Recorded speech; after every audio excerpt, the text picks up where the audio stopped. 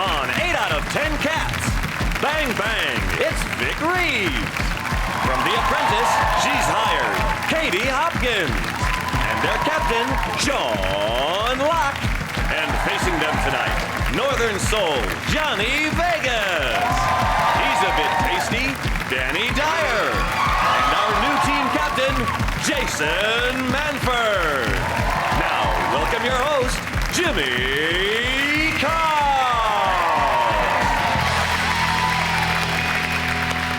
Hello and welcome to 8 out of 10 Cats, a show about opinion polls, surveys and statistics. Did you know, for example, the highest speed ever achieved on a bicycle was 166.94 miles per hour. It was recorded at a level crossing.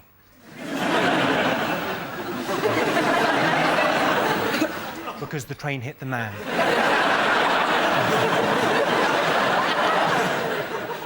18% of men check their tyre pressure every week.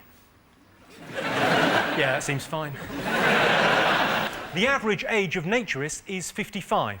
Sorry, that should read, sadly, the average age of naturists is 55.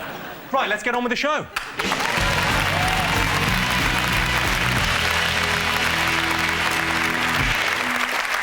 What are you talking about? That's the name of our first round. We've teamed up with a leading polling organisation and they've asked the British nation what stories they've been discussing this week. It's our panellists' job to guess the British public's top 5 most popular talking points. Jason and your team, you're up first. What have the nation been talking about this week? Is it, Paris. Paris? Yeah, Paris Hilton. Paris was put in jail for drink driving. Then she was released after 3 days. And then she got put back in jail again when the judge found out that she got out. So she's not best pleased. She's been on hunger strike as well for 25 years. Well, she's taking that seriously. Yes, she is. She got out for psychological reasons, didn't she? Yeah, I Won't think... let her out, then they put her back. I think she got out of prison, she managed to do it because she was depressed. Yeah. Which is extraordinary, because no one's elated. It's incredible. There's nobody who feels sorry for her, do they? Is that how you get out of prison, if you're depressed? Mm. Yeah. If you don't like it, they go, oh, come on then. With the drink driving thing, she claimed she didn't know she was banned from driving because someone else opens her post. She's too lazy to look at it herself. I got pulled up for speeding, and he thought I'd stolen the car because I had a northern accent. And he asked me when I'd bought the car, and I told him I didn't know. He asked me when I'd passed my test, I told him I didn't know. He asked me what the insurance cost, I said I don't know, and to my eternal shame I said I have somebody who does that for me. You've changed, Johnny. I know. Have you got a PA, Johnny? She's more of a best friend that I pay to run my life. And she dresses me. I don't think of anything worse than being your PA. 2 o'clock in the morning. I want a wagon wheel. Like, oh, That's the Apprentice show I want to see. Come and work for Johnny Vegas. They all left on the first day. Every morning, 4 o'clock, she gets a call. I've started another fire. Shall we have a look and see whether Paris Hilton is one of the most talked about things this week? I have a feeling she might be. Hey. Yes, indeed. She's the most talked about thing this week. This is the story that Paris Hilton has been sent to jail. Paris is now on suicide watch, and Bill Oddie will be hosting. Fantastic. Sean, Katie, Vic, what else have the nation been talking about this week? Is it the Formula One kid, the super-duper new Formula One, British Formula One? Oh, I heard about him, yeah. Lewis Hamilton, and he's won a Grand Prix and he's very fast. He's the new Michael Schumacher. People are saying he could be the new Tim Henman if there's an accident. He never wins anything ever again. He's only 22, it's amazing. You watch Formula One, don't you? No, not really. OK, no. I'm glad I asked. I think it's weird, people who watch Formula One. It's all right on the telly, but those people who spend loads of money to go to Monaco and watch it, just to stand there, hundreds of quid, just to go... Well, he was good when I hear that one. He was proper fast. I don't understand it. I don't know why you'd bother going. Well, I quite like the fact that it's boring. A lot of people complain about Formula One, but I think it's one of its major pluses is the fact it's really boring. Because nothing can spoil it. You can do drilling, hoovering, you can go up, have a sleep, come back, you're still in the lead. You don't even need to watch the end. You just look at the podium, yeah, he won. Perfect, it's the most boring sport. Let's have a look and see whether Lewis Hamilton, a British sporting hero, is one of the most talked about things this week. Hey, number 2. Yes, Yes, Lewis Hamilton has won his first Grand Prix, making him the youngest ever leader of the Formula One Championship. It's a dangerous sport. Lewis stared death in the face before realising it was Bernie Ecclestone handing him a trophy.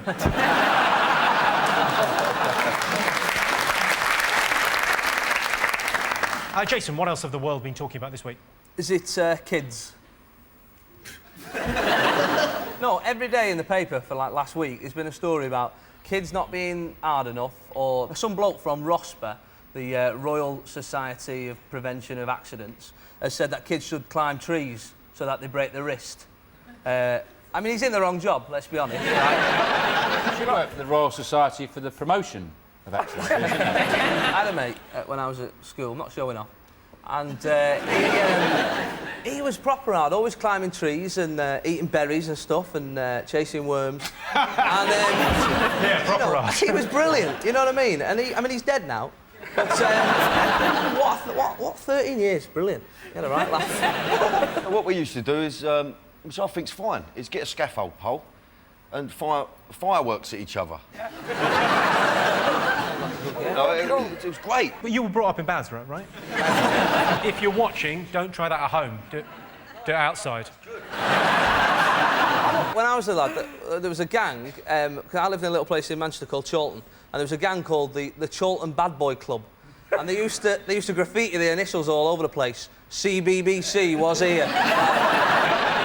You got a tattoo of John Craven. You've got kids, haven't you? Yeah, I was at my daughter's 3rd birthday yesterday. You went to that, that's nice, yeah. Well done. Just remember. But I think, no, a bit of, you know, rough and tumble, a few bashes. So you chuck them out of trees and... No, but a few bashes. My daughter was in a full body plaster cast quite recently for 3 months. What the fucking hell did you do to her? Well, whatever her daughter did, she won't be doing it again. It was really hard carrying her around because she was solid. I would have thought that'd be easier. Like a Solvite baby. It wasn't anything too serious, was it? Yeah, her leg. Anything too serious? She's a full body cast, man! Vic, you're a father. I would always let them injure themselves and, in fact, encourage it. Alice, who's the eldest, I would encourage her to run into walls and not get any sympathy. So she knew what was coming. And with Louis, he was given a revolver. I often push a pub door open and go, "You soft bastard," and then just leave my son stood there in the street. Let him face the music. How old's your boy again? 4. Shall we see if mollycoddling our children is up there? Yes, it is. Yes, this is the story that we're wrapping our kids in cotton wool. They're spending too much time stressed about exams and not enough playing outside. Of course, exams are a lot easier than they used to be. Apart from history, that's got harder. More things have happened. Although, thanks to rising sea levels, geography is getting much easier. Sean's team, what else have the nation been talking about this week? Well, I think it's your show, isn't it? The Apprentice. They've been talking about that a lot. Very popular, wasn't it? You're all over the papers, aren't you? A little bit. It's like a rash. Do you think the best man won? I'm delighted that Simon won, and I'm delighted that Christina didn't. Ooh. Who was your favourite? Who do you like the most? I probably like Trey the most. Yeah. Trey is amazing. Yeah, I'm a bullshitter. I'm a bullshitter, I bullshit. Who do I'm you a mean? bullshitter. I do nothing but bullshit. I'm a bullshitter. He's an incredible character. He seemed to think bullshitting was the best possible thing in a businessman. Doesn't Alan Sugar say, I don't like liars, cheats, bullshitters and arse-lickers? You can't help feeling the last two, he's really upped the ante there, hasn't he? Liars, cheats, he goes, bullshitters, arse-lickers. I wonder if they stopped him when he went, suckers, mother gypsies, the poor, eagles. And he really gets carried away. It's a very mainstream show. Who do you think should have won, Danny? I think Christina should have won, yeah. Oh. Yeah, she had a dodgy set of teeth on her, but I think she was she was more, you know, the other geezer irritated me. I just couldn't get me nut round him, but... We're going to have subtitles for this, aren't we? Yeah. I've not actually seen it, but I did see you in the papers. Behind a gate. Yes. If you're going to have sex in a field, don't do it by a gate. Where's better, though? Well, behind the bush. You you've sort of come out of The Apprentice as the biggest star. Are you going to develop a show now like Badger did? Hopkins Happy Home Bust-Ups. Hello, I'm in Cleethorpes with Jeff. He runs a small printing company, so I'm going to shag him. Well, the thing is, Jeff, once you got rid of the wife and kids, we can focus on output.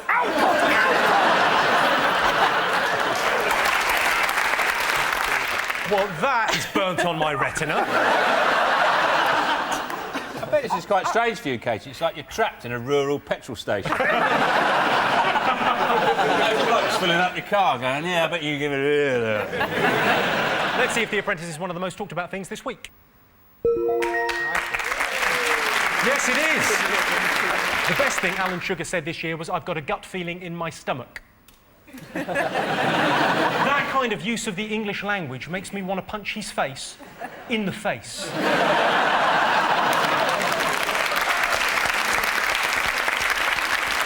You've got one more to get your fingers on buzzers. Jason. It's Prince Harry.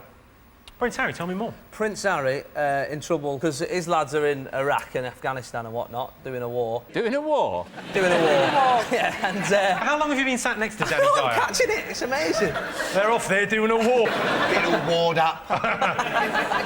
And he was in Canada at some sort of strip club getting boobs in his face. I love him, that Harry. He's a raving lunatic. Out of his nut, loads of birds around, a big joint hanging out of his mouth. Dressed as a Nazi. Great. Legend. He's well up for it. My favourite bit was he was talking to a barmaid and he didn't want to reveal his true identity. So when she said, "What's your name?" he went, "Gary." That was the best he could come up with. Prince Gary. Danny, do you think he should have gone to Iraq? Yeah, I think he should have got involved, definitely. Should have got involved. Do you not worry about him being out there, like, getting shot at and... Like, he can't camouflage, can he? Do you know what I mean? You imagine two Iraqi soldiers. Did you just see that tree move? What, the one with ginger hair? You know what I mean? Let's have a look and see whether Prince Harry is up there. Yes, this is the story that Prince Harry visited a strip club in Canada whilst his colleagues were fighting in Iraq. A strip club is very much like Iraq. Young men getting slaughtered, bazookas everywhere, weapons going off. It's more expensive than you think when you go in. Muslims don't like it. I blame Bush.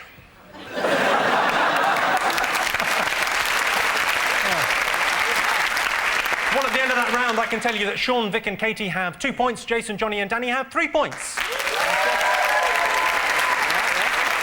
Our next round is called Pick of the Polls. Our teams choose a picture and then they have to answer a question based on a related survey or statistic. OK, Sean's team, you're to go first. Pick one. I like the people who are carrying a sturgeon. Catfish. It's a what's worse question. According to statistics, what's more risky, fishing or horse riding? Well, horse riding is much more dangerous, isn't it? You're going This horses? is more dangerous because when you fall off horses, you can only fall in the riverbank, which is by rights near the edge, so not as deep as the middle, so you should be able to get out. No one's ever tried fishing at sea, have they? Oh, you didn't say that, did you? You didn't say that. Not all fishing. Of course, fishing's more dangerous if you're in a trawler. Now. I think I said fishing or horse No, riding. You said fishing like it's fishing. You didn't go fishing. Like commercial. All right, let me do it again, huge, Sean. big Russian ships. I mean, of course fishing's worse than a horse riding. You're living out in a trawler in the North Sea. Force 9, you've got no chance. All right, what's more dangerous, fishing or horse riding? What is more dangerous? Yes, thank you. Let's start again. Well, I think it's horse riding.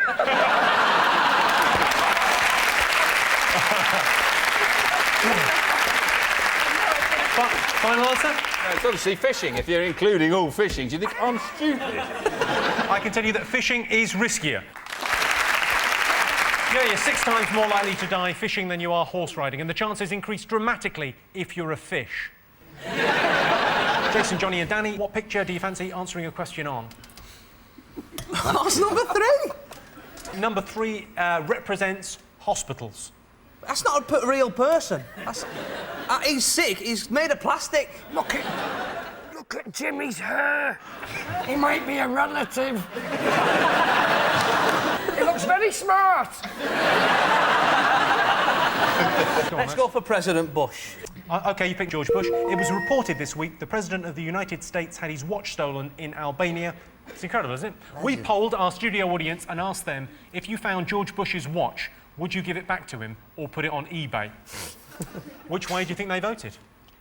He's had his watch stolen. He's had his watch stolen, He's had his watch stolen, as they say, he could have taken his watch off. He could not on his own. Yeah. We'll never figure that out. But that's quite rude if he's taken his watch off. Is that saying he doesn't trust the Albanian people? That'd be a very rude thing to do. Before you met some people, you could just go, actually, before I shake your hand, I must remove this, because you're a thieving bastard. I've had a watch stolen, and it's not nice. I was walking home, and these two lads got me from behind, right? Not like in the biblical sense. They attacked me. They attacked me from behind, and I was on the floor, and one of them, as they walked off, because they went, "Oh, give us your money or we'll beat you up," and I gave them the money, and then they beat me up, and you're like, "Oh, we had a deal, you bastards." Anyway. And I was on the floor, and one of them goes, as they walked off, one of them went, "Hey, get his watch, don't forget his watch." And he rolled up my sleeve. I had a Casio Illuminator, right? Brilliant watch, right? It sells the time in 3 different countries, right? It's England, Scotland, Wales, but it's all right, right? It's brilliant, right? And he looked at me watch, rolled the sleeve up, he saw it, he went, "Nah, sack it," and just walked off. I was like, "You'll fucking take it, you cheeky bastard." This is an audience poll, then. You've asked... Yeah, we've asked the studio audience this evening, would they return the watch or would they sell it on eBay? I'd say they put it on eBay, the bastards. Yeah. You think they put it on eBay? OK. Well, I can tell you that a massive 85% of our studio audience voted to put it on eBay. So, Jason, you get the point. Well done. George Bush has stolen an election, invaded a country on false pretences, tortured, lied and not signed the Kyoto Agreement. But now his watch has been stolen. If you're watching, Karma, make an effort.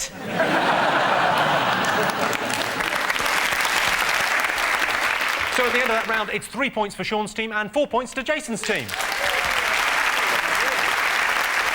The next round is Believe It or Not. In this round, I'll give the panellists a simple statement. All they have to do is decide whether they think it's true or false. Let's have a look at a clip to illustrate that statistic. Does the shoulder strap of your car cut into your shoulder? Is your shoulder strap too tight and annoying? Introducing the Teddy Bear, the cute little guy that eliminates all those problems. My shoulder strap used to pull so tight I could hardly breathe. Now with the Teddy Bear, I really enjoy traveling again. My wife used to always complain about the pressure from her shoulder belt. Not anymore. And the Teddy Bear worked so great, he got one for himself, too. Place it here, or anywhere you need to keep those irritating straps from digging in. Call and order your Teddy Bear right now. I'd love to be a teddy bear. Here is your related statistic. 41% of women drivers would rather hit a motorcycle courier than a rabbit. What do you think? I'm fully comp, so I don't care what I hit, really. I'll take the Pope out, doesn't matter. It's not a dilemma most women face on a regular basis, is it? Well... Have you ever been careering in the car? Yeah. You've been a motorcycle courier and a rabbit. Yeah, and then you go on the basis of size, because the bigger thing you don't want to hit, do you? So you're not really bothered about the moral dilemma of, like, killing a human or a rabbit? No, that's interesting. They have a question as well. Would you hit a rabbit? And the woman went, no. What would you hit? Motorcycle courier? It's really offensive to women, isn't it? In a way, it's like saying, "Oh, you don't really like hitting bunnies, do you?" Is it? Do you not find that a bit sexist? Well, yeah. No, I just think it's limited in the choice of things you could hit. Would you, speaking as a woman driver, you'd like more of an array of things to hit? Vic, what would you rather hit? If it was a big rabbit, I'd go straight for it. What's the other option? A curry?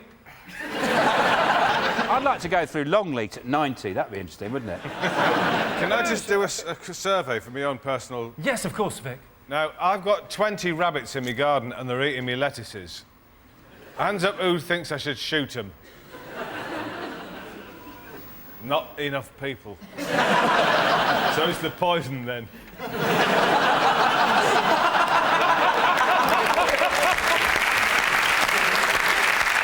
OK, I'm going to push you for an answer on this. 41% of women drivers would rather hit a motorcycle courier than a rabbit.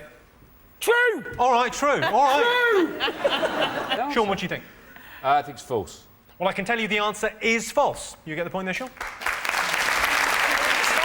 But incredibly, 11% of women would rather hit a motorcycle courier than a rabbit. I can see the logic. If you run over a rabbit, all you've got is a dead rabbit. If you run over a courier, free pizza. So at the end of that round, it is 4 points to Sean's team and 4 points to Jason's team.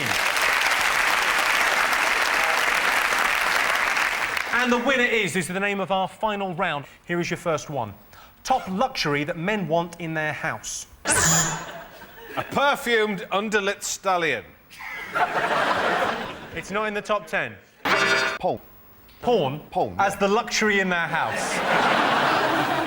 A window into Danny Dyer's world. It's a luxurious house. No, I mean, good bit of porn, you know, right, good bit. Is it a Fabergé egg? Just like Look at the two guys on your team. Yeah? And imagine how much they both want a Fabergé egg. Johnny would eat fucking 8. Next time. Enchanted talking furniture.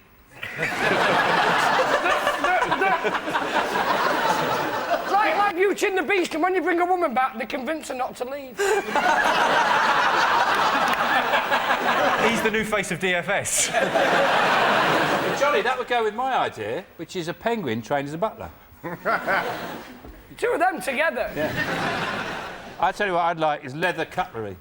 The ultimate luxury. Like they're looking at one with each of them a leather spoon. Lovely spoon. Is it a duvet? Yeah. Made out of Ginster's pasties. And every morning you have to eat your way out.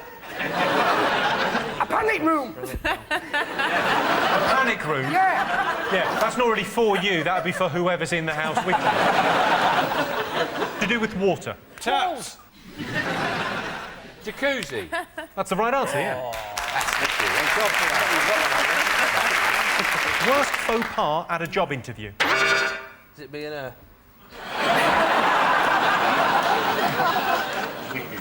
What's the worst thing you can do at a job interview? Yeah, probably turn it down just before you get it.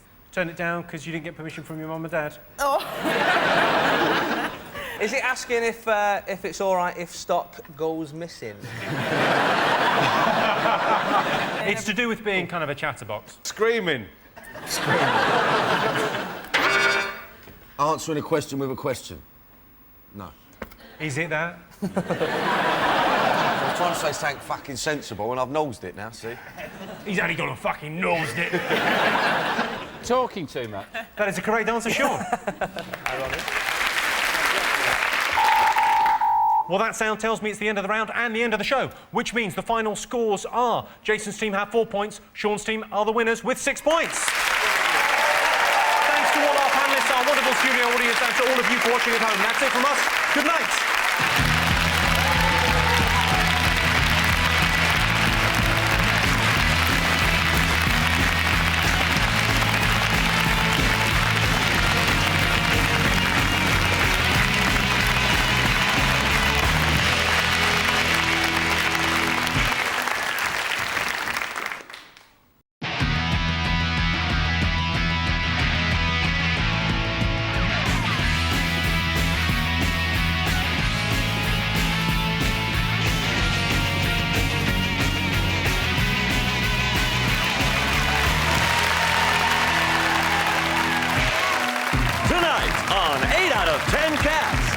Great Britain, David Walliam. Fully restored, Griff Rhys-Jones. And their team captain, Jason Manford. And facing them tonight, from Star Stories, Rhys Thomas. Here's one we made earlier, Connie Huck. And their team captain, Sean Locke. Now, welcome your host, Jimmy Carr.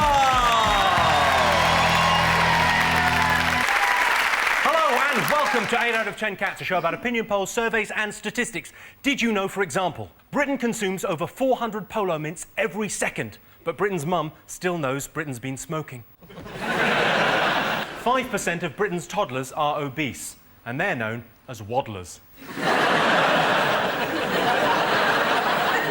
Almost half of all men lie to their partners about their looks to keep them happy. I do. I tell her, I'm dead good looking. I don't know what's the matter with your eyes. Right, let's get started.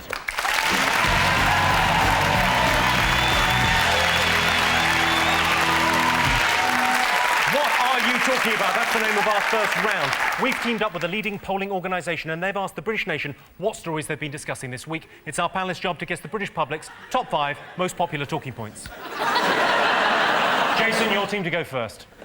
Is it wag weddings? Wag weddings that happened at weekend? 4 footballers got married in, was it 48 hours? That's right, yeah. And they didn't get married to each other. It wasn't civil partnerships. They married ladies. You sound a little bit disappointed. Which footballers were they then that got married? OK, there were Take 4. me through them. John Terry. Yeah. That's Right. one. Who does Michael he play Carrick. for? John Terry Chelsea. plays for Chelsea. He's the Chelsea captain. He also plays for England. Peter Shilton. Did they all get married in church? I don't know if they got married in a church. I didn't go. I don't see. know. Oh, OK. Well, you just seem to be an expert on this. All when right, you I'm trying to started. go through. Oh, OK. The footballers that got married. I just didn't know it. I just thought on the way we'd John fill in a Terry, picture for... Michael Yes. Carrick, is that Yeah. right? That's right, yeah. One Yeah, of why the not? Neville brothers. Gary Neville. Right. And another man. I saw the pictures in the magazine. They all look beautiful. Some of the wags were orange with envy. Not green, orange. It was very lavish. John Terry actually had Lionel Richie play at his wedding. I actually, for my girlfriend's party last year, I hired a Lionel Richie lookalike. You haven't got a girlfriend. Eh? You haven't got a girlfriend. How have you got a girlfriend? You're about 12. We couldn't get Del Boy because he wouldn't come down from Derby on the train. It's a very glamorous life you lead, isn't it, Rhys? What's Del Boy going to do? I mean, if you get Lionel Richie down, of course he's going to look alike. He sings a bit of a song. Fall through the bar. He was going to fall through the bar? Yeah. What sort of list is this that you go, right, Del Boy can't make it? Lionel Richie, anyone? Second place. At Gary Neville's wedding, I was proofreading. I wasn't proofreading it, that's the wrong phrase. I was going through OK magazine, proofreading it. Oh, that's right, that's what I was doing. And I was going. I was going through one of the magazines. It said, "Oh, Gary Neville's dad was there. Neville." I was like, it must have been a mistake. But I had a look, and he's really called Neville. Do you think people say to him, "Do you mind if I call you Neville?"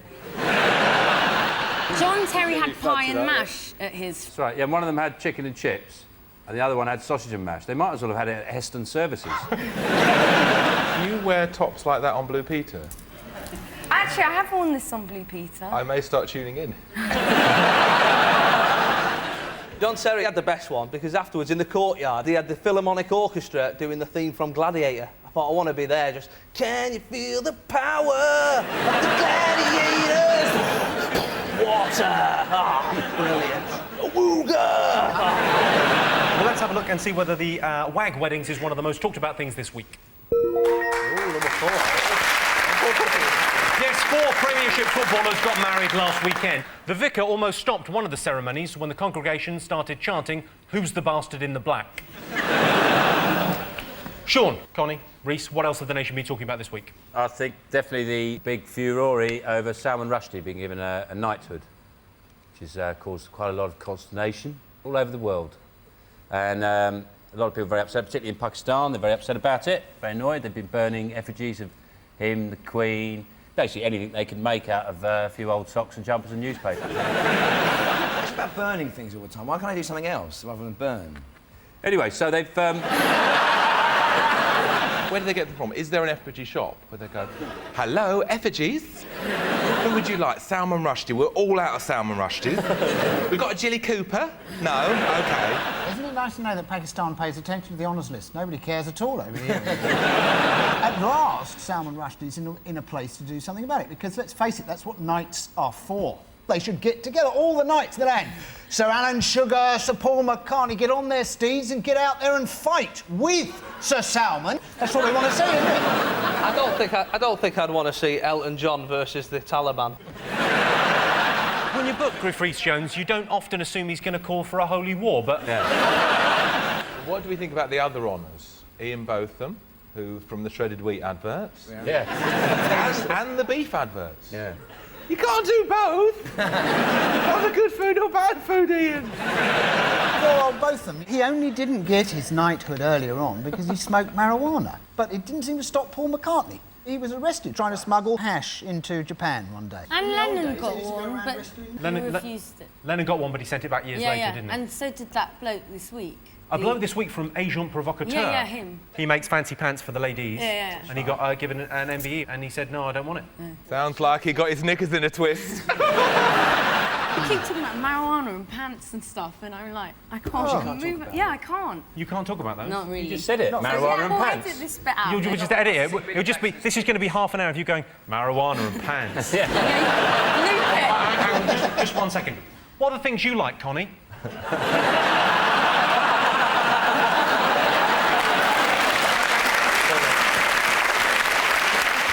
Nobody around this table who has an honour, I don't think. Is Jimmy's there a apart dame. from the gold? Are you a dame, Jamie? It was an accident. I used to work in a factory. I'd love to see you in a factory. Oh, the boss's son's in. Hello, what happens here? Those drills are very big. Well, let's have a look and see whether the Queen's birthday honours is one of the most talked about things this week. Yes, it is the second most talked about thing. Yes, this week the Queen announced her birthday honours list. Beefy Botham has been knighted. Surely now he'll be known as Sir Loin. Ian Botham and Alan Lamb famously starred in a series of British meat adverts, much to the annoyance of Somerset all-rounder Jeff Chicken. Right, Jason, your team, what else have the nation been talking about this week? Yeah. Come on, Come on, Come on, Jason, have a guess. Speak for it. Do you know what this is? This is when double acts haven't got their mates. That's what this is. That's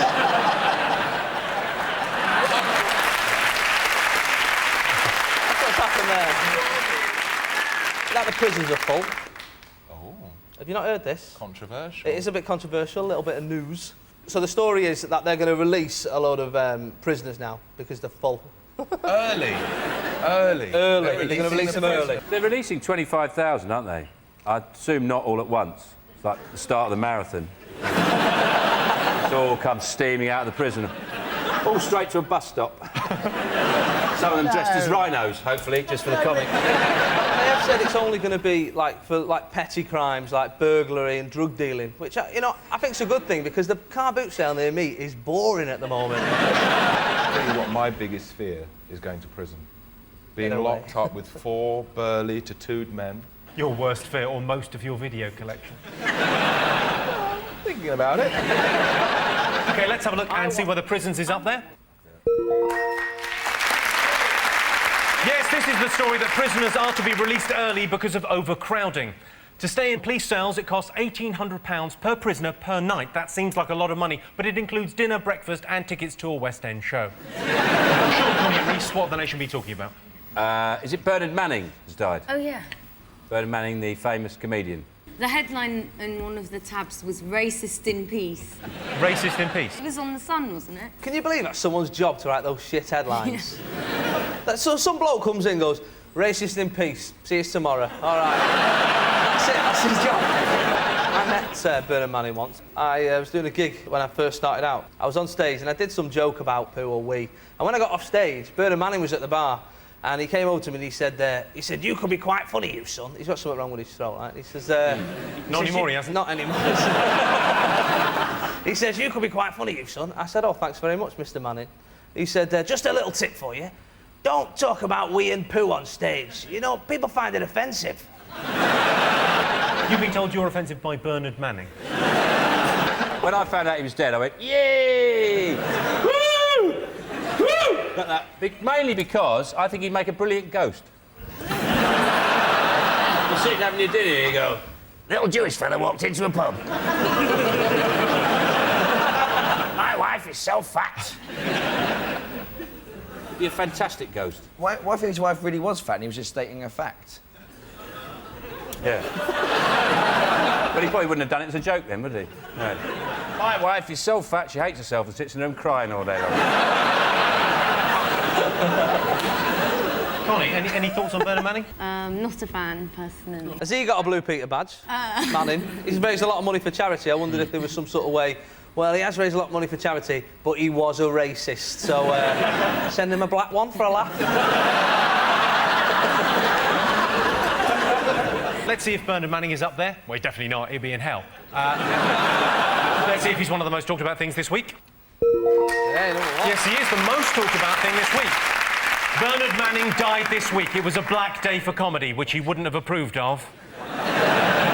He'll be remembered as racist, sexist and homophobic, although we must not forget he was also a big fat fatty.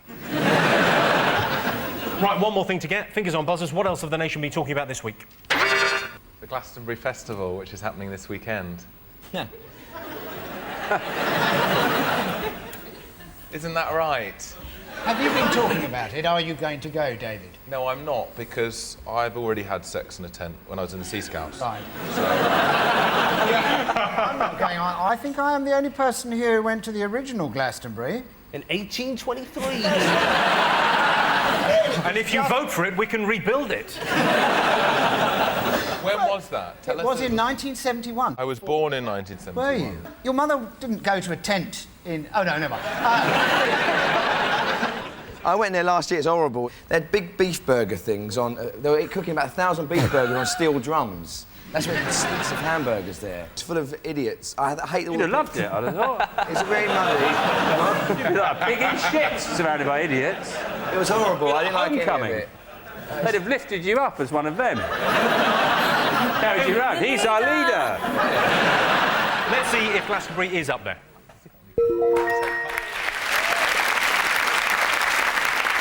Yes, this weekend is the Glastonbury Festival. During the festival, Glastonbury is transformed into a city the size of Sunderland, which, if you want to spend your weekend getting robbed and watching people piss outside, is a slightly cheaper alternative.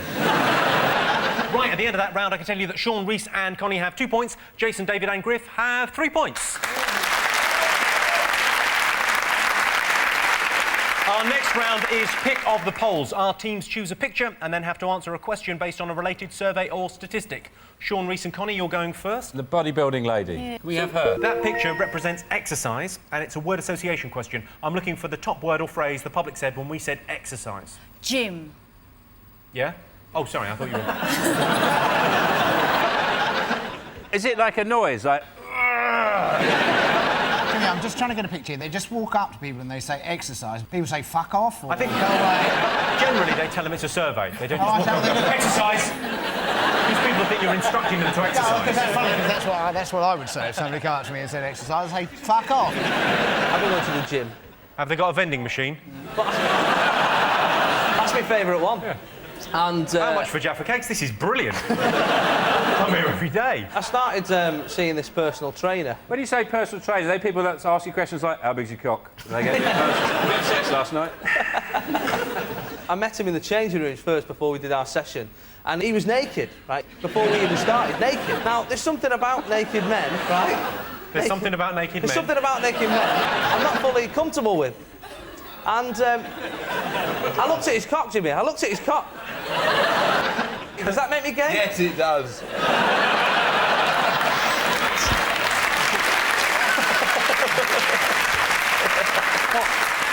What is the answer? Come on. He's asking you! All right. Yeah. It's to do with your stomach. Six-pack. Six-pack is the right answer. Yes. Correct. Yes, the top phrase people said when we said exercise was six-pack. OK. Jason? Let's have me! Yes, let's have me! OK, this question is about egomania. OK, 30% of women would like David Walliams what? To finger them?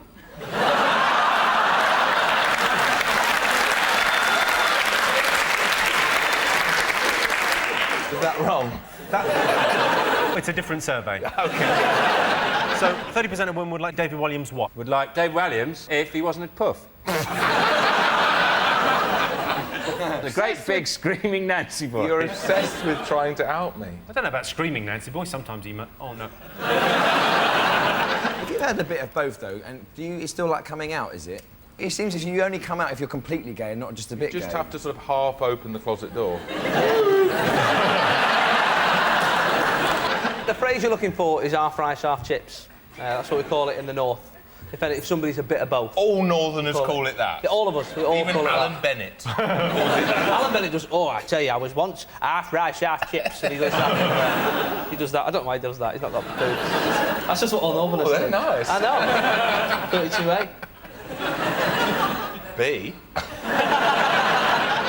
30% of women would like David Walliams what? I actually know the answer. It was a survey done before Christmas, and they would like me to come round and have dinner with them. Do you know who did the survey? Piador, the wine people. I'm sure it's Piador, not Saga. That is the correct answer, yes, indeed. Yes, the answer is 30% of women would like David Walliams round for dinner. And that was a survey of the women that have slept with David Walliams, the largest survey ever conducted. So at the end of that round, it's 2 points for Sean's team and 5 points for Jason's team. The next round is Believe It or Not. In this round, I give the panellists a simple statement. All they have to do is decide whether they think it's true or false. Let's have a look at a clip to illustrate your statistic.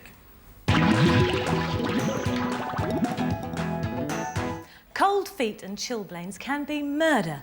So why not try banana socks, as worn by the Shetland fishermen, I'm reliably informed by Kate Smith of Kidderminster. They're easy to make from scraps of wool and can even be worn in bed. Aren't they lovely? Or for added warmth, what about a body warmer?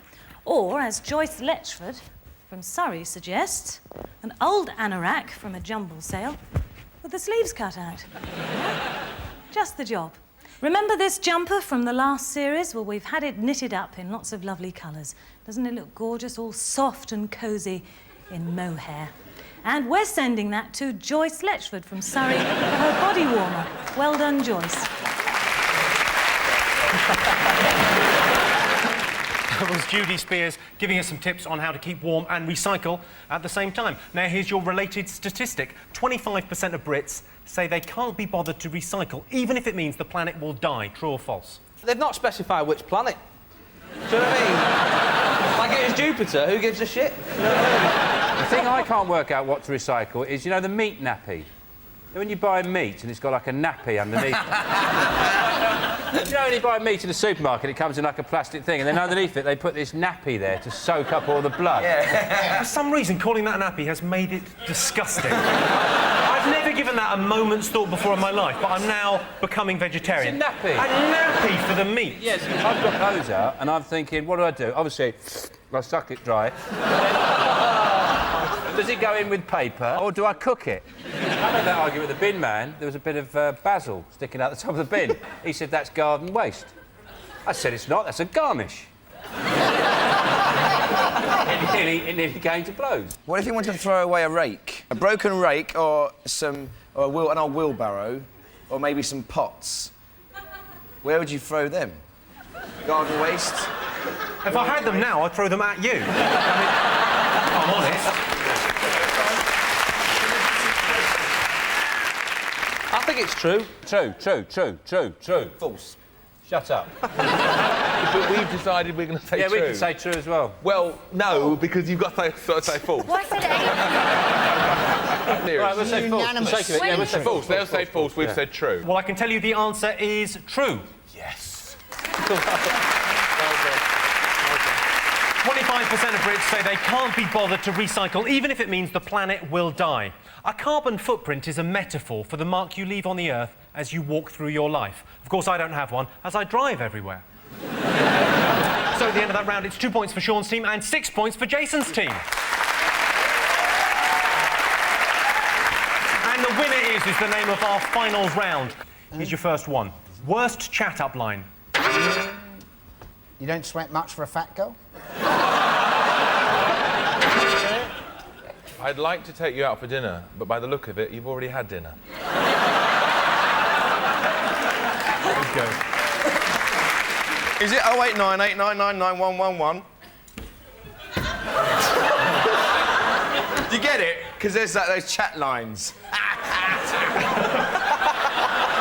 Do you know one of the most effective things, the way to meet women, particularly single women, if you're on your own, is to stand outside a bar, just have a look and see if there's any women, throw some confetti over yourself and walk in crying. That gets a lot of attention from women. Oof, you're in luck. I've decided to go ugly early. You're in luck I've decided to go ugly early is perhaps the rudest thing you could ever say to another human being. I didn't say it. Not to you. It's not to you. Don't. It's not to Don't. you. Don't. It's not. No, I won't. I don't like Just it. come here. Come here. I don't like it, though. No, it's. But... Couldn't help myself. That's sexual harassment in the workplace. Is it, get your coat, love, I've got a knife.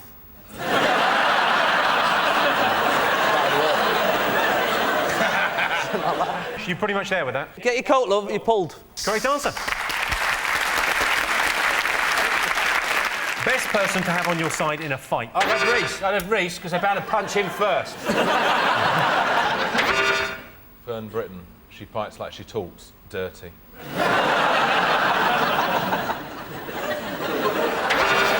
I once knocked somebody out completely by accident. I'm quite soft, really. Basically, this bloke was kicking off with his girlfriend in the bar, and I was having a nosy, like you do, right, and just having a watch and see what it was about and stuff. And then he caught my eye and was like, "What are you looking at?"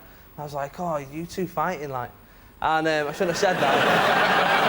And, well done. Yeah, it's a rhetorical question, though. I realise now. And he come running at me, like really angry, like to hit me, and I just went... and he knocked himself out on my fist. I'd love you to run into my fist.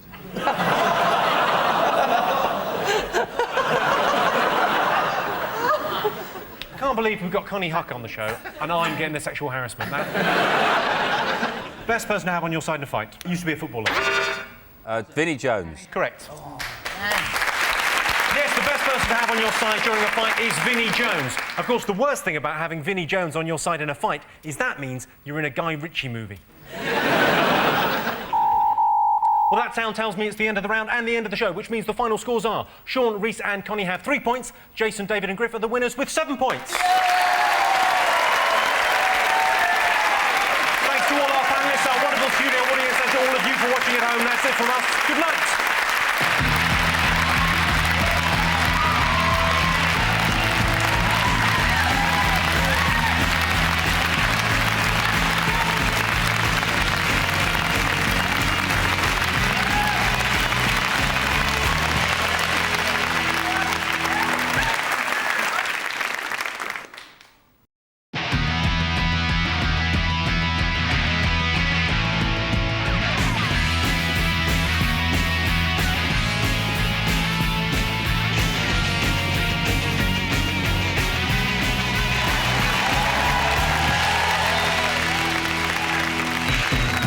Tonight on 8 out of 10 Cats, Queen of Comedy, Joan Rivers, Pop Princess, Alexa Chung, and their team captain, Jason Manford. And facing them tonight, frankly, my dear, it's Frankie Boyle. Looking good, got one. And their team captain, Sean Locke. Now, welcome your host, Jimmy Carr.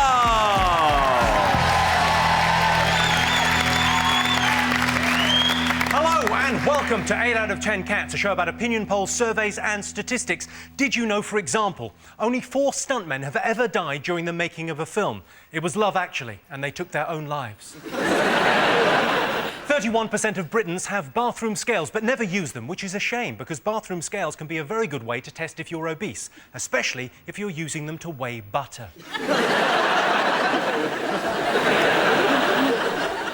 And British men spend on average 22 minutes on foreplay. Of course, that is spread out between all of us over the course of a year. Right, let's get started.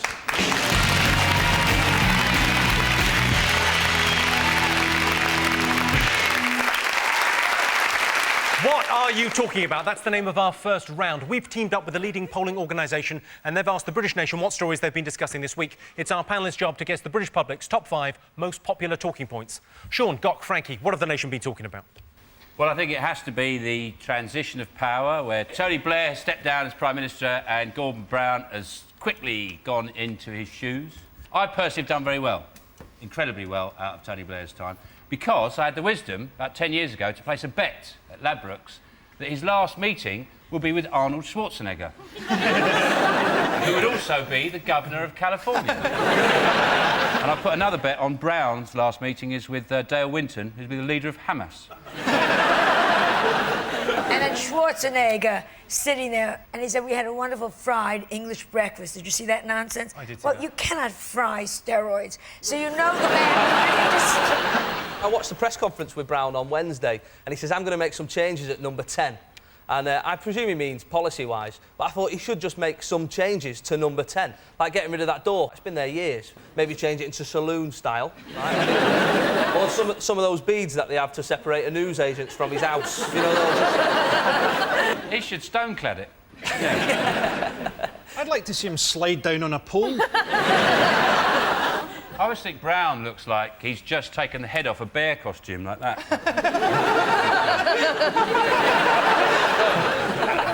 He's only got one eye. Well, only one of them works. If you're going to start making people in charge who've only got one eye, why not go with the legend that is Columbo? How good would he be in Prime Minister's Question Time? Just one more thing. Mr. Cameron, my wife's a great fan of yours. I thought it was so wrong of Tony Blair to go out and say all his problems are based on his big mouth. I mean, you don't call your wife that in public. He's been called Bush's poodle. I know that when they do play Frisbee together. But, Bush said, I've heard he's been called my poodle, but he's bigger than that. What, he's like a labradoodle? You've got Gordon Brown, you've got Tony Blair. Who looks better naked? Both mingers. Both mingers? But I would do Tony Blair, I have to say. Tony, I know you got your afternoons off now. I met him on a job once. You met him on a job? Yeah. What did you say, Gog? Are you Tony Blair?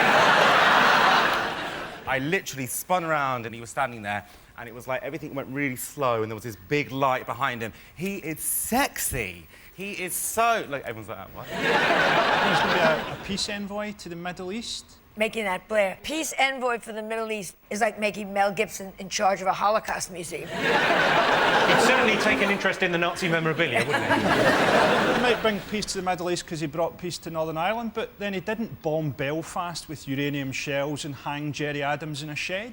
That might put a bit of a dent in the Good Friday Agreement. Well, let's have a look and see if Brown and Blair are the most talked about thing this week. Not the most talked about, but it came in second. Tony Blair handed over power to Gordon Brown. He said, "Give this to David Cameron, would you?" On Wednesday, Tony Blair finally went. At 12:30, he appeared at Prime Minister's Questions. At 1:30, he drove to his new home in Connaught Square. Then at 2:30, diagnosis murder, and 4:15, deal or no deal. Jason, Joan, Alexa, what else have the nation been talking about this week? Oh, Spice Girls. I'm thrilled because it's the first time they've been together in years, kind of like Paris Hilton's knees. And I got very excited about that. Victoria, apparently, as she's called now. I love it when gets money. And when Victoria, Posh came over to our country and she thought she was going to be so terrific. And then she found out in Beverly Hills she's fat. So she came home. Alexa, you know your pop. How Yeah, old were you the first time the Spice Girls came? 11 or 12, that first year of school. Secondary school. I didn't first go to school at 11. Weird. Girl power was a brilliant concept, wasn't it? It was like, you know, you're equal to boys, and if you're not treated equally, wear a boob tube and you'll be fine. And... Yeah. I love the Spice Girls, and I love what they did with the styling, but I'm a bit concerned now that what's going to happen is they're going to come back, try and recreate all of that again, but having to wear very big supportive pants now, put their knees up above their boobs and squeeze it all in. Isn't that what your show's about? Yes. Putting fat women in clothes that they shouldn't wear. It's not what it's called. Tune in next week on Putting Fat Women in Clothes They Shouldn't Wear. What's her name? The one that just had the Eddie Murphy baby? Scary. Scary, yes. Yeah. And now that she's nursing, I said they should call her Dairy Spice. It turns out it was Eddie Murphy's kid. Well, it came out in a fat suit. Did you hear this? They've got this machine. This digitally enhances their voices. And I'd really like to be in charge of that machine. Especially when Posh Pie steps up to the mic, just press off. She's going, Am I the only person who's, like, really horrified by this? I mean, the only way I want to see Jerry Halliwell draped in a Union Jack again would be if she dies in battle.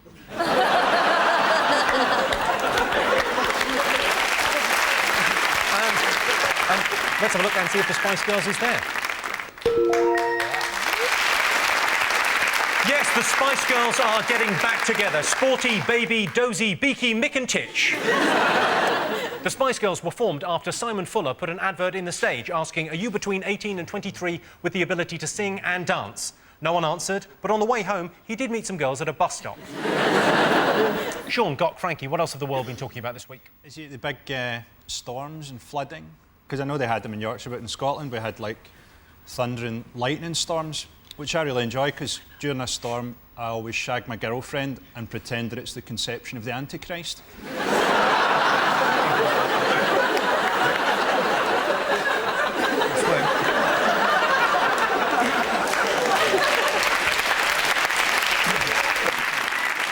I really hope she doesn't watch this, especially because she's pregnant. The thing I like about the reporting of the floods is there's always someone in the high street with a canoe. My question is, where's he getting the canoe? Just nipping the boots. Oh, you haven't got a canoe? Fuck you. There's a lot of people in Yorkshire who won speedboats on Bullseye in the 80s. For years, you know, everyone thought they thought that, oh, OK, he's a right prick, he's got a speedboat, but now who's the winner, eh? Glastonbury was wet as well, wasn't it? It was very muddy there. Oh, yeah. And there was trench foot, dysentery, peaches, all the Geldof girls.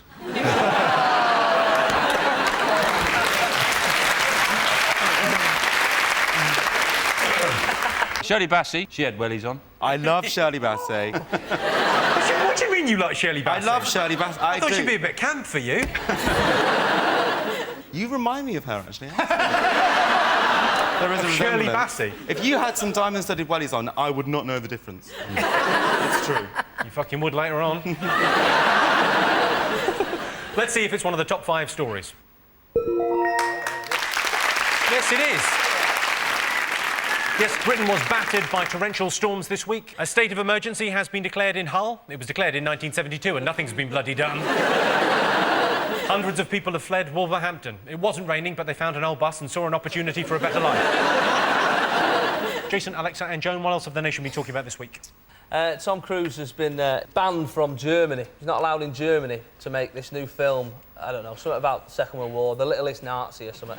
Yeah, you should be careful. He could be here. Everyone should look under their chairs. That poor wife that never speaks.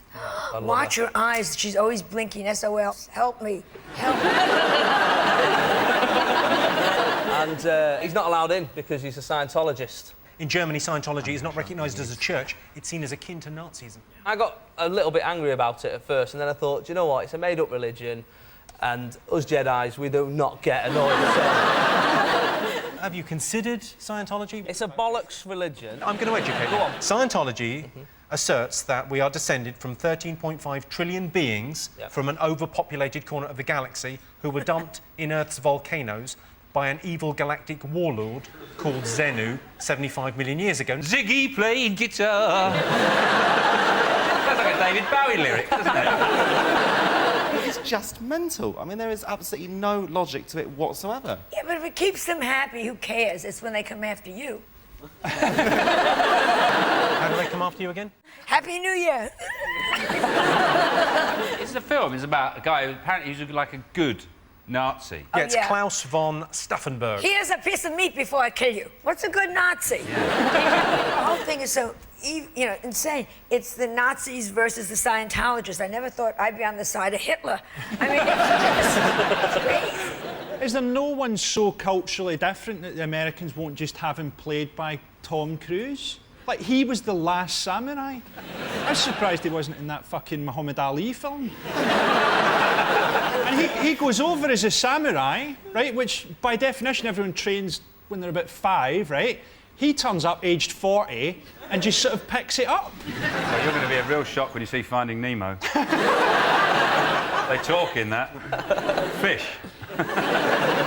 What they do in films these days, outrageous. OK, let's have a look and see if Tom Cruise is up there. Yes, this is the story that Tom Cruise has been banned from filming in Germany because of his Scientology beliefs. So the Germans are calling Scientologists evil. That's the pot calling the kettle gay. Fingers on buzzers, what else have the nation been talking about this week? I think you might remember the tennis championship's been played at Wimbledon this year. Again. Every year. What are they going The women's tournament, they're going to get paid the same as the lads for winning it for the first time. Venus and penis, whatever the hell their names are. Pow! Pow! And they don't use a racket.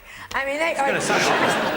They've banned people from wearing fancy dress because they're worried about Fathers for Justice. They've told the security to look out for people dressed as Batman or Superman, but what if there's a proper emergency? What if something actually goes wrong and Batman turns up and he can't fucking get in? That's mental. Batman will be able to get past a £3.20 an hour security guard, or he'll be fuck all use anyway.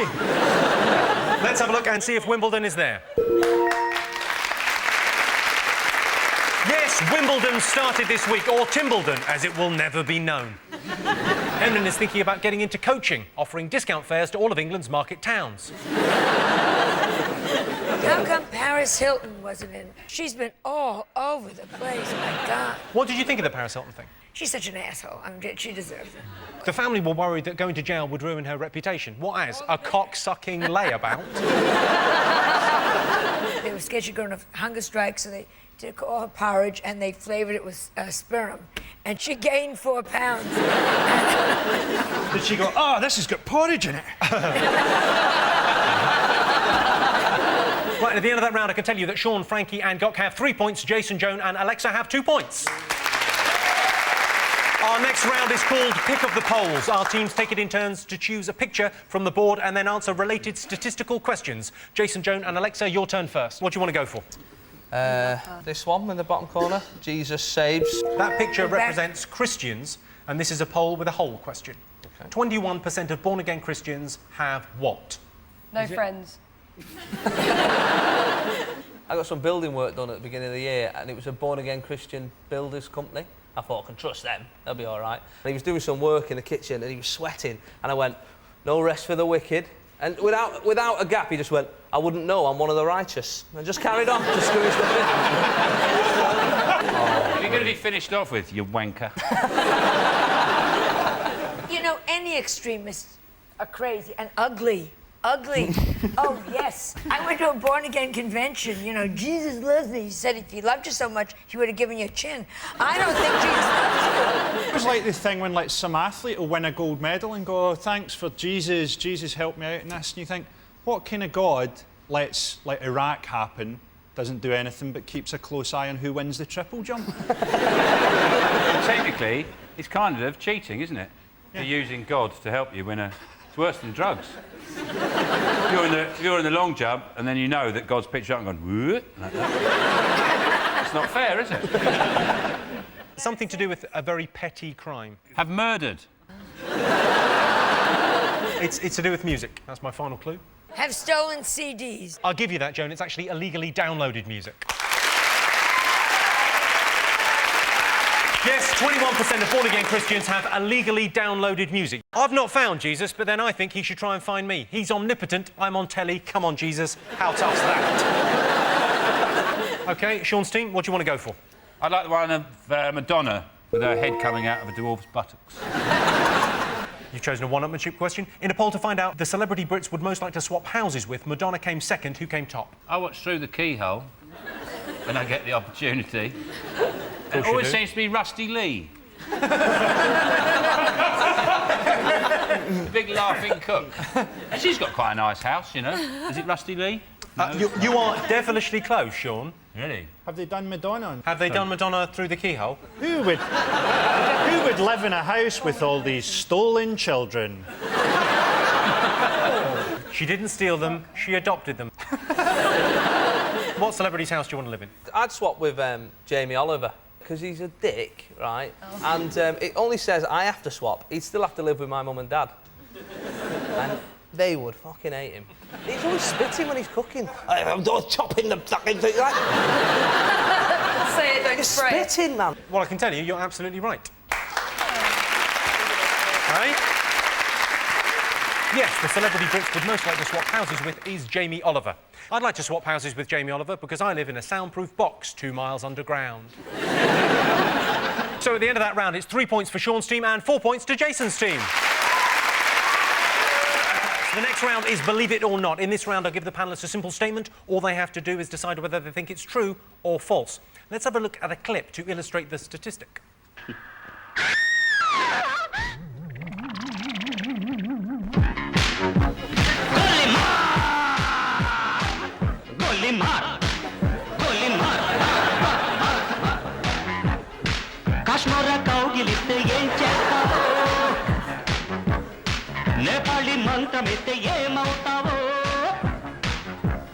పుట్టంగానే మట్టైపోయే చల్లారేదట్టగో ఇప్పుడు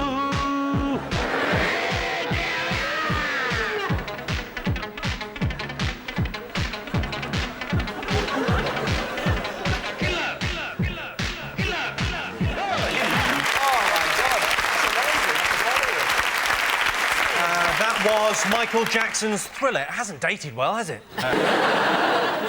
Here's your related statistic. More Americans own a Thriller CD than own a passport. Is that true or false? I would think that more Americans would own a copy of Thriller than own a passport because we love souvenirs, and that's the last time you'll ever see Michael Jackson black. That's the ironic thing, isn't it? Because if he used the picture from Thriller on his passport, nobody would let him in the country. You're like, well, you don't look like that, do you, honky boy? I'm pretty sure at passport control they're not allowed to say honky boy. I sort of believe that, but then I believe that more Americans own a rifle than own a spoon. Americans have got this crazy idea that people don't like them. And the rest of the country. Well, nobody likes the hand that feeds you, you know, and we take care of the world to a point. Yeah, basically we take care of the world, yeah. That seems to have launched something. I'll take care of that.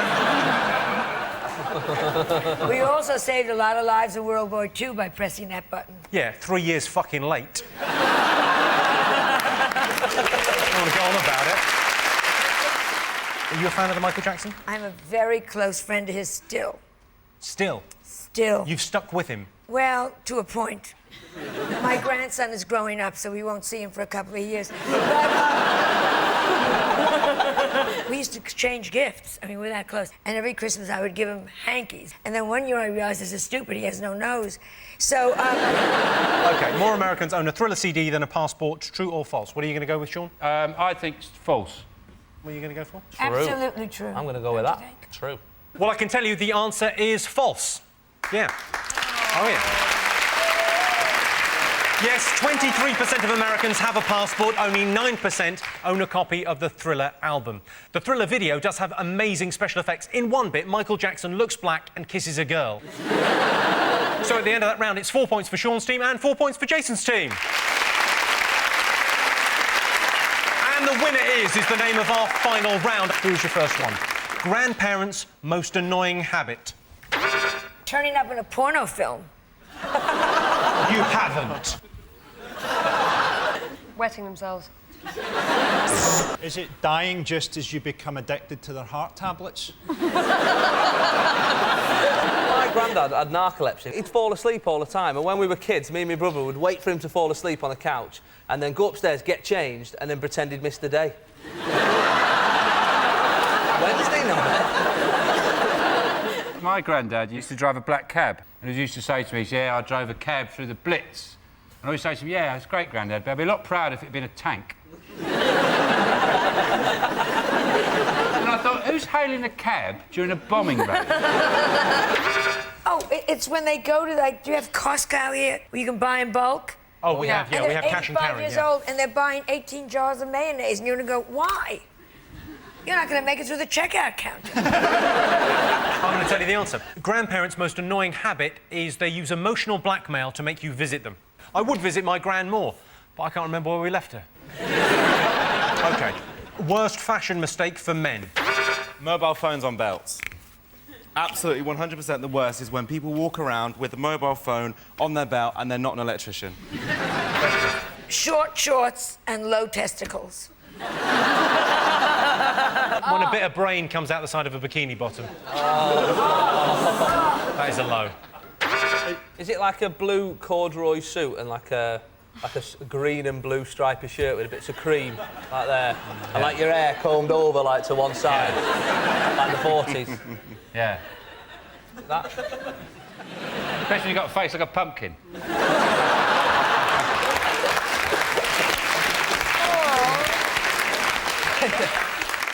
What do you think of Frankie and Sean's outfits?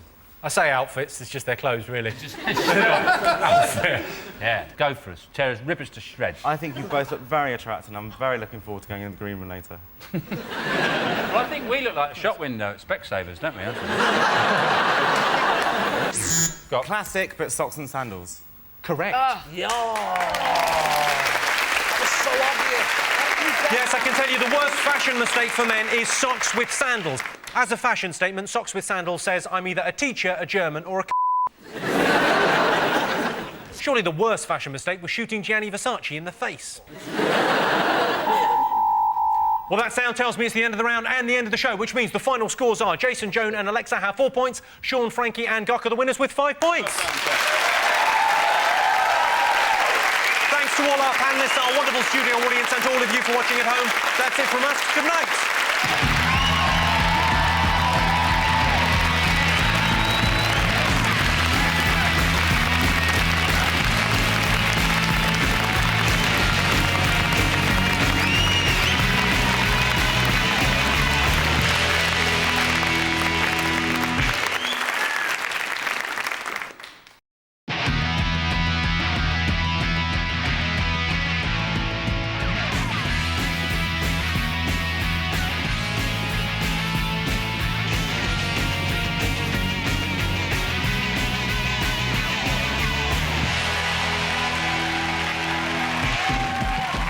On 8 out of 10 Cats, new ball, it's Greg Rosetsky.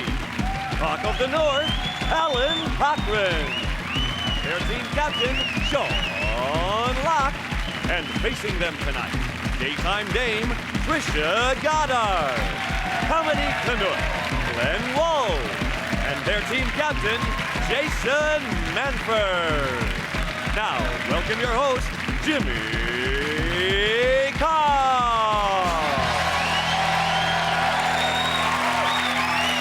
Hello and welcome to 8 out of 10 Cats, a show about opinion polls, surveys and statistics. Did you know, for example, sleeping through the alarm is the #1 reason for being late for work? It's particularly bad if you're a fireman. British people are at least 1 inch taller than they were 20 years ago. That's because 20 years ago, we were all children. And 97% of all dangerous driving offences are committed by men, which means 3% are committed by bloody women drivers. Let's get started.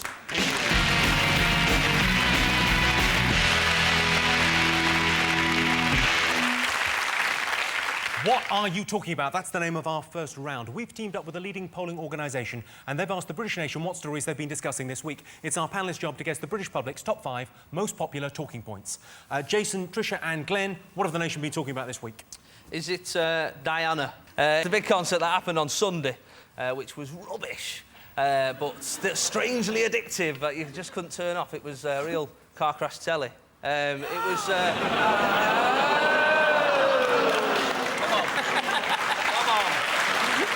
They're making their own jokes now. There's no... That was never meant. My favourite bit was Mark Owen from Take That coming on stage and going, "Happy birthday, Diana!" Going, well, it's not probably one of her happiest, I'll be honest with you. One of those things where Canadians get accused in Britain of being quite bland and boring, and you managed to wrestle the title quite spectacularly by putting on that pile of shit. Was it P. Diddy, whatever he's called now? Coffee. Philip, it stands for Philip. Yeah. Philip Diddy. Philip Diddy, that's what other people call him. At one point he said, "Make some noise if you miss Diana," right? And everyone cheered. They went, "Yay!" I was thinking, that's not the noise they should make. The noise they should have made was like pining like a dog, like, "Oh, oh, oh," scratching the back of their chairs like that. Oh, oh. I missed the entire concert because I went to the pub with 100 Diana lookalikes that haven't worked for 10 years. I just thought they needed cheered up. I gutted those girls. I'll tell you who you look like. Oh, here we go. You look like Shaggy and Scooby-Doo. Yeah. People say I look like a fat Michael Owen. So, at least yours is a bit of a... yours is a cartoon. I know, yeah, laugh it up. I live with this face. That's right. I like the way Harry gave a shout-out to his troop in Iraq. "Sorry I couldn't be there, boys. I wanted to, but been booking ballerinas." I saw the concert and I would have rather gone to Iraq. They should have got Cilla Black and just flew in a big copter at the end and gone, "Harry, you wanted to be there. You can be!" Did you go, Greg? No, I missed it, but I managed to see Macker and Becker look like two leather-clad men introducing the acts. I must have missed that bit while I was being sick in the garden. He had a leather cap on, didn't he? Boris Yeah, Becker. a leather cap. Nice little leather cap. And a Batman belt. Because he's in Fathers for Justice, but he's not that committed. Exactly. No, I'd like to see the kid again, but, you know, I did just fuck a waitress in a... It wasn't his, come on. He denied it in the beginning. He denied it in the beginning. When it popped out, there was no denying it. He didn't even have a DNA test. He just saw it with ginger hair and went, all right, fair enough. Was you invited, Tricia? No. Jeremy Kyle was there. That's what I'm saying. I think he might have got your invite. I saw Jeremy Kyle in a pub. Yeah, you always watch, don't you? I think he's brilliant. Some of my family are on it. And I saw him. He was in a pub in Manchester, and he was just sat by himself. But his phone went, and he picked it up, and he went, "Hello, what? Fuck off! Fuck off! Fuck off! Leave that fucking orange juice! Fuck off!" Like, he was the most rudest person I've ever met in my life. So I punched him in the face.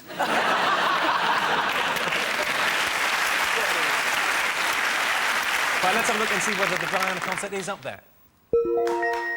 Yes, it is. Third most talked about thing this week. Apparently, Duran Duran performed at Diana's memorial concert as it's what she would have wanted. I'm not sure she would have wanted a memorial concert at all. Sean, Greg, Alan, what else have the nation been talking about? Wimbledon in the rain. People are saying it's been the worst Wimbledon ever. It's been the worst in 25 years. It's just been on, off, so I'd have to agree. You're just saying that because you're not there? Probably. A little bit of ego going on there. The thing I like about tennis is the pun headlines on Wimbledon you get. So, like, if Tim Henman's won a couple of matches, it's Timbledon. and if there's lots of rain, it's Swimbledon. There's lots of arguments, it's Grumbledon. They're just constantly coming up with any pun that they can work in with Wimbledon. Like, if it's hot, I don't know, Wimble hot. You sure you don't work for one of those newspapers? They're dying for, like, a nun to walk past. They go, Wimbledon. I'm a fan of Rafael Nadal because he's got massive arms. Almost the same as yours, huh? A bit like mine. Yeah, check out Alan's guns. Wow. But he's huge, and it seems weird because you'd think that he'd only have one huge arm because he's only hitting it with one hand. Have you got one big arm? Still got one big arm. Which one is it? Don't look down like that. He's got long arms.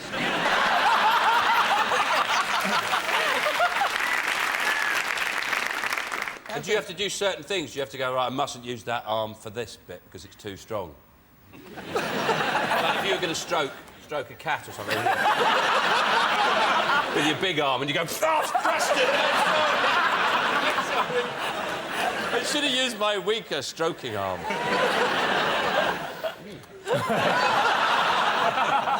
A bit like chicken. Oh, you're going to say fish for a second. Don't touch him with that arm.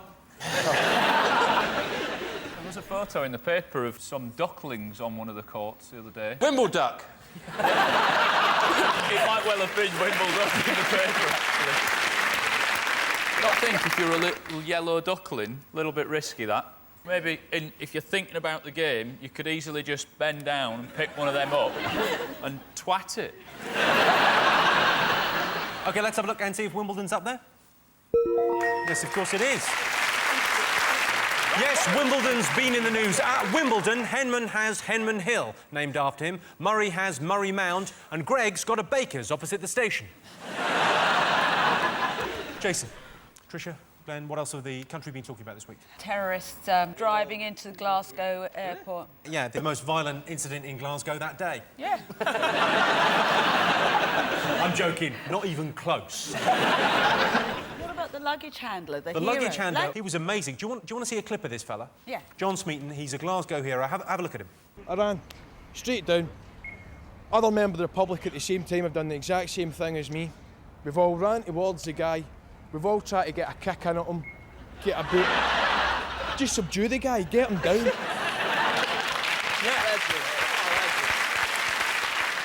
He kicked him twice, thrown him as hard as he could against a wall, yeah, and then punched him about 5 times before he realised it wasn't a suitcase. He's like a Scottish Jack Bauer, that fellow, isn't he? That'd be That's what they're I think they saying, should isn't do it? the next 24. series of 24 in Scotland. That'd be brilliant. Just beep, beep, beep. The following takes place between 8 and 9. They say it took them 6 months to organise. You think... And at the end of that, your best plan was to set fire to your car and drive it through the front doors of an airport. I think the problem is our terrorists are now being trained by Brainiac on Sky One. They're just watching that and picking up what they can. There's been like 3 terrorist attempts in a row, and none of them have worked. And if I was like a terrorist that believed in a god that controlled everything, I'd have to start to think maybe Allah likes Britain. Let's have a look and see if the terror attacks are up there. Yes, Britain is on terror alert after attacks in London and Glasgow. There were 2 doctors on the scene almost immediately. Unfortunately, one of them was on fire and the other one was trying to blow himself up.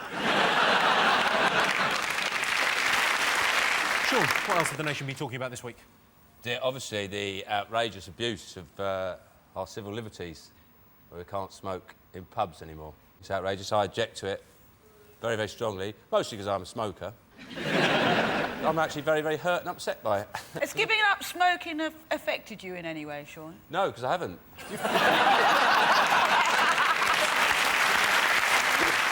You don't smoke, do you, Greg? No, I don't. No. Henman does, though, doesn't he?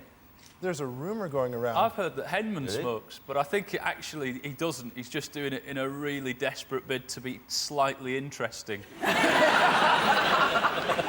I reckon he hates it. He's like, oh, it's horrible. What, whether he smokes or not, there's no way he smokes like that. I don't object to the idea of the ban. What I object to is the fines. They can ban it, but don't fine us as well. That's outrageous. Why? Just trust me. I might have the odd one. You're not going to fine me as well. What I object to is also certain groups have dispensations, don't they? Like you can smoke in prison. Homes. Yeah, and also magicians, don't they? Because they can go... I don't smoke, but I don't drink either, so I don't spend a lot of time in pubs. What do you do? I visit whores.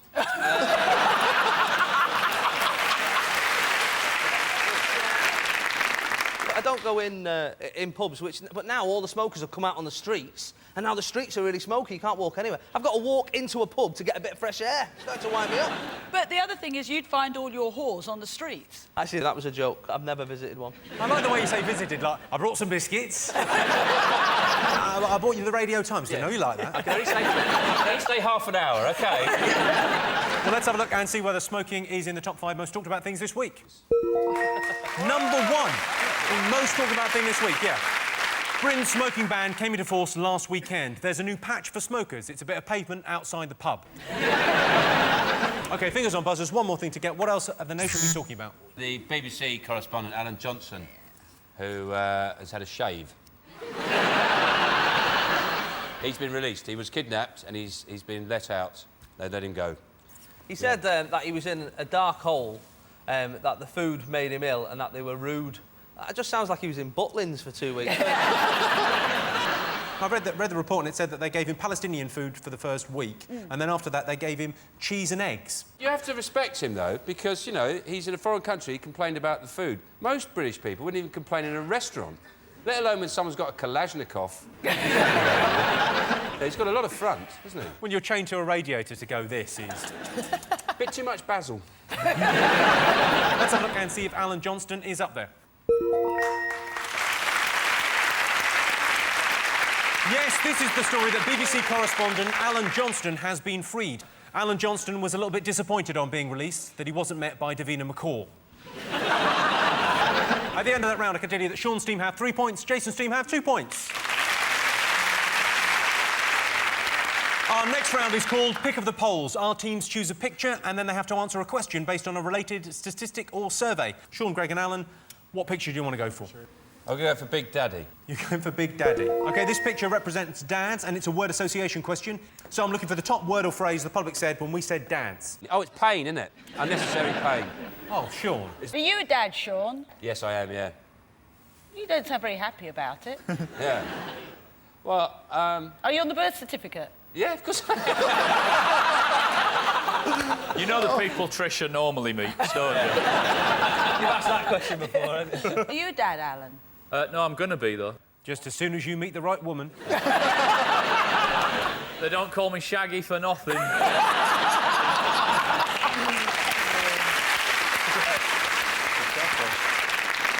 So this is baby number 1? Yeah. You're going to get a better name than that, though, surely. Yeah. No, I'm just thinking, because from now on it's no sex, no time together, no attention. Are you offering him a little bit on the side? From now on, you won't be getting any at home. She won't even know you're gone. Cheers! It's a nice offer, but I think I'm out of your league.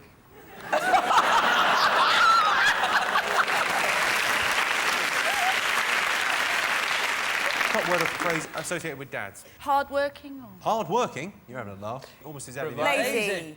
Lazy is exactly right, yeah. Yes. Yes, the word most associated with dads is lazy. A spokesman for Lazy Dad said, "Oh, in a minute." Jason, your team? What do you want to go for? We're going to go with the dart player. We're going to go for Andy Forden, the dart player. This is a nation's favourite question. What does the British public prefer, darts or Shakespeare? Do you think he's holding that during a game? Yeah, that'd be quite dangerous. Makes darts a lot more exciting. Imagine if it hit one of his arms, he'd just burst. And sometimes when Andy Fordham lifts his arm like that, it's so big and greasy, it does look like a kebab shop window. Come on, these are great athletes you're talking about here. Yeah. Great athlete. Well, that's a British tennis player saying that, so... I think Shakespeare is shit. So, I don't mind a couple of the, you know, the Romeo and Juliet type things, not bad, but he's rubbish at comedy, isn't he? He's not funny. Well, he was back then. Was he yet? They all went, yeah, all right, Willie, very funny that, yeah. Well But done. do you think in 200 years people will find you funny? I don't think that many people find us funny now. When I was at university, we spent 6 weeks... Did you go to university? I did go to university, What yeah. did you study? I studied... Northern Studies. Northern Studies, yeah. Media and performance, I did. At, Wheel tapping. Salford. Which university was it? It was Salford University. Did it used to be a polytechnic or a garage? It's... I did a bit of drama there, and we studied Shakespeare, and it was hard in that sort of area of Manchester. It's quite rough, you know, and there was a lot of, like, is this a dagger I see before me? Yeah, give me your trainers. You know, it was hard to get through that. I can't imagine you acting there. You can't imagine me what? I can't imagine you acting. Oh, God, I can't...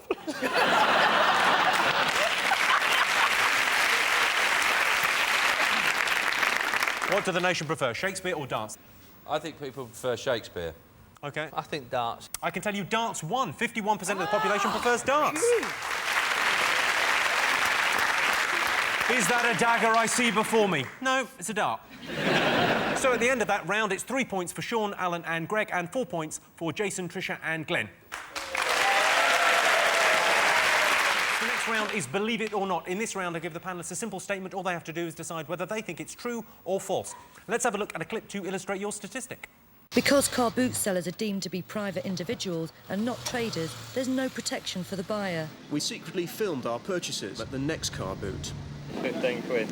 And took along electrical expert Tony Cuthbert. Tony, would you say this was lethal? Yes. We've had it looked at by an expert. It's potentially lethal.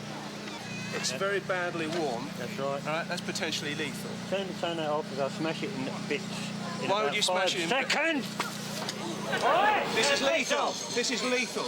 There's no anchor for the wire. It can be pulled out. I know that. Why do you think it's told second-hand? You have a responsibility to the public, don't you? To the person. No, I don't have a responsibility to anybody. You don't have a responsibility to anybody? Only to myself. So it's up to the person to check out whether this is dangerous. Well, I would have thought so. That's not what happens in the shops, you know. That's not what happens in the I'm not a shop. It's second-hand rubbish.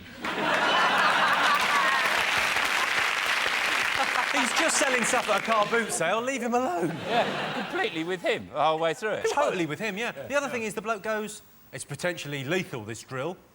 So are all drills. There is a question. 34% of Brits would prefer a trip to a car boot sale than a theme park. Do you think that's true or false? True. False. There we go. Let's crack on. OK. The reason people like car boots is because they can haggle the price and stuff. You can't do that in a theme park. It's £5 to get on the ride. I'll give you £3. All right, you're not allowed to use the belt. Whenever I see a Ferris wheel, I do think the Millennium Wheel is clearly the best one. It's so slow, though. Well, if you scream louder, it goes faster. Did you not realise that was the system? No. Call them a pikey, they go mental with it. Patricia, the wheel, it's supposed to be a delightful journey with a view across London. It's usually foggy or raining, so you can't see anything. Oh, no, go when it's sunny. Are you writing any of this down, Tricia? Have you ever been to Alton Towers? They've done well. They've started to run out of names of big roller coasters. So the previous few have been like Nemesis, Oblivion, and then one at the moment's called Rita.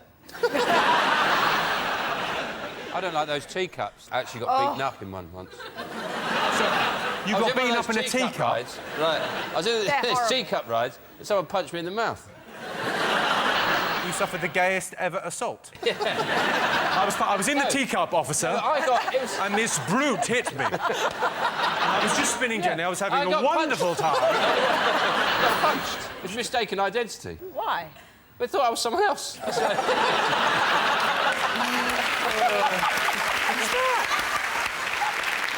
OK, so true or false, 34% of Brits would prefer a trip to a car boot sale than a theme park. True or false? Sean? True. True. Both going for true. Well, I can tell you the answer is true. 34% of Brits would prefer a car boot sale to a theme park. So, at the end of that round, I can tell you it's 4 points to Sean's team and 5 points to Jason's team. And the winner is the name of our final round. OK, first one, most dangerous sport. Is it any sport that's played in the vicinity of Alby City? Greg, is tennis dangerous? No. Well, you hit it really hard, don't you? Yeah, but you got to remember, the ball's soft, so it's not going to hurt you too It's badly. not that soft. It's not like a sponge ball and plastic rackets like at school. What about doubles, though? Have you ever hit somebody on the back of the head when playing doubles? Yeah, I did that once. Who was Henman, wasn't it? It was Henman. You hate Henman.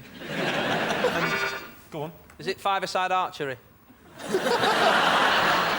The ones that do my head in are the old people. You know, when you see them on local news and it's like, oh, now we're going to cut to Ernest. He's 89 today and he's about to do his first skydive. Fuck off, Ernest.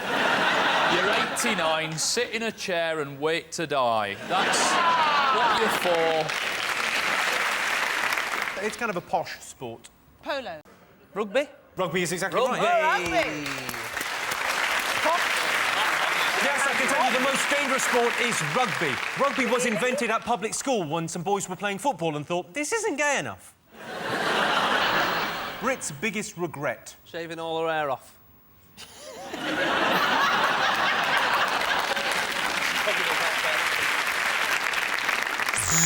Was it not letting Harry go to Iraq? Winning the football thing. World Cup. World Cup, we did win it. We haven't stopped going on about it. Remember when you were about 15, we won it? Is it the repeal of the Corn Laws? Ooh, 1832. That was stupid. That was crazy. Because they were good, those Corn Laws. What, sorry? 1847, nice call. Was it 1847? Surely it was 32. That was the Reform Act.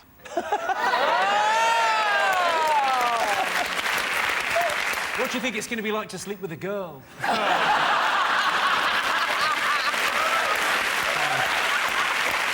knowledge, no? Brit's biggest regret. Tricia.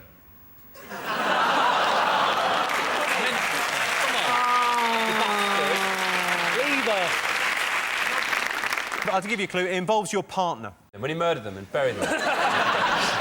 Not getting enough sex. Oh, losing the... That's the right answer. Not getting enough sex, yeah. Well, that sound tells me it's the end of the round and the end of the show, which means the final scores are Sean, Alan and Greg have 4 points, Jason, Tricia and Glenn have 7 points. They're the winners tonight. Well, thanks to all our panellists, our wonderful studio audience, and to all of you for watching at home. That's it from us. Good night.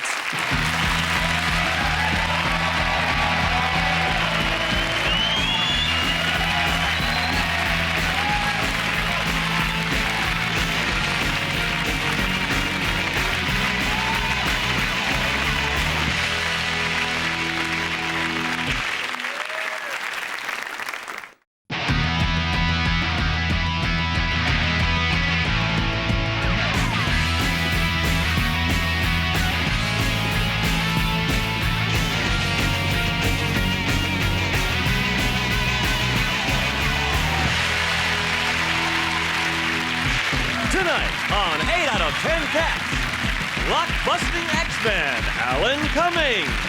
From Curb Your Enthusiasm, Susie Essman. And their team captain, Jason Manford. And facing them tonight, stand up for Stuart Lee, Diamond Lisa Tarbot. And their team captain, Sean Locke. Now, welcome your host, Jimmy Carr.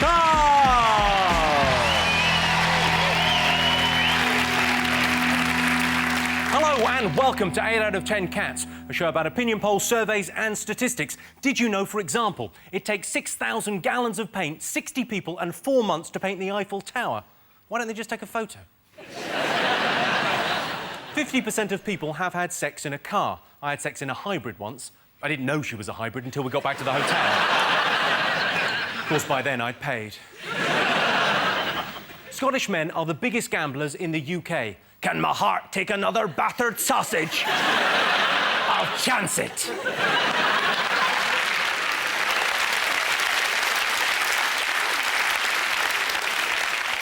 The average person falls asleep in 7 minutes. So, let's get on with the show.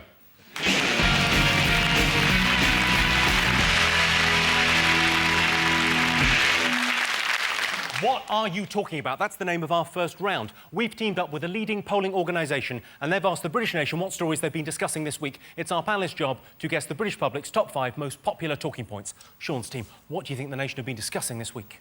I think it's got to be Big Brother. Big Brother? We're loving the Big Brother. I do watch Big Brother a lot. It's where they find these people. Like Laura, who got voted off last week. Her first thing she said when she got on there, she was like, "Oh, back home, my friends, they call me Vicky Pollard." Like, they're not friends, Laura. I was just going to ask you who your favourite is. Who do you like? I don't know about this mob. Are you not a fan of Brian? He's amazing. Oh, no, I think Brian should win. He's amazing. He thinks women don't defecate. Did you say that the man thought that women don't defecate? He basically said women don't shit. They do little droppings or something, but it's not the same. I find him really uplifting to watch. He's so excited about Yeah. stuff. On his birthday, they said to him, "We're going to give you the gift of knowledge." And he said, "I don't want knowledge, I want cider."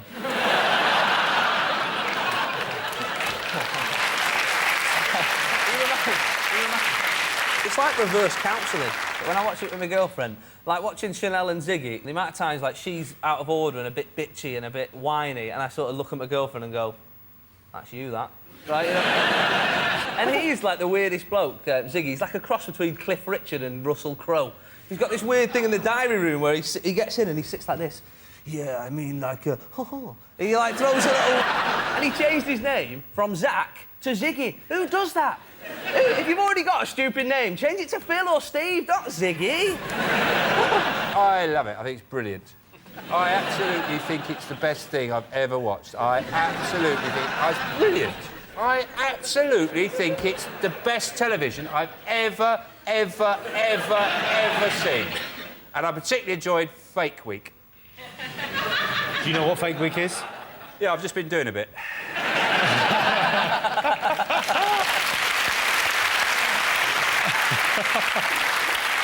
Well, let's have a look and see whether Big Brother is one of the most talked about things this week. Yes, it is. Ziggy has apparently slept with Abby Titmus, which, as a claim to fame, is a bit like saying, "I've had a coffee from Starbucks."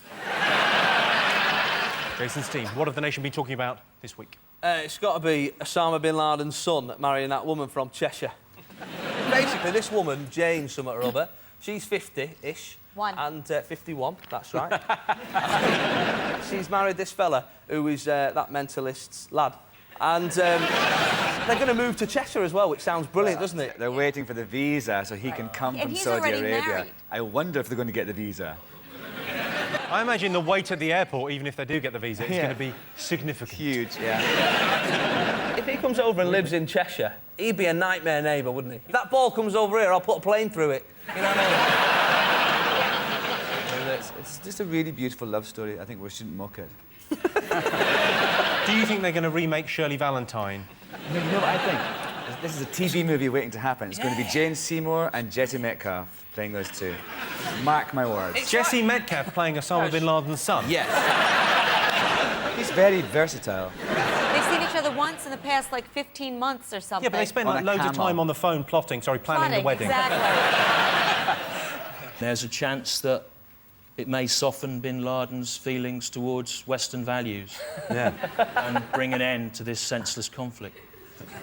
Or make it worse. He's the ultimate embarrassing dad, isn't he? He's out there, he says, I think the Twin Towers was bad. Do you want to see him dance? Does all Northern Soul moves.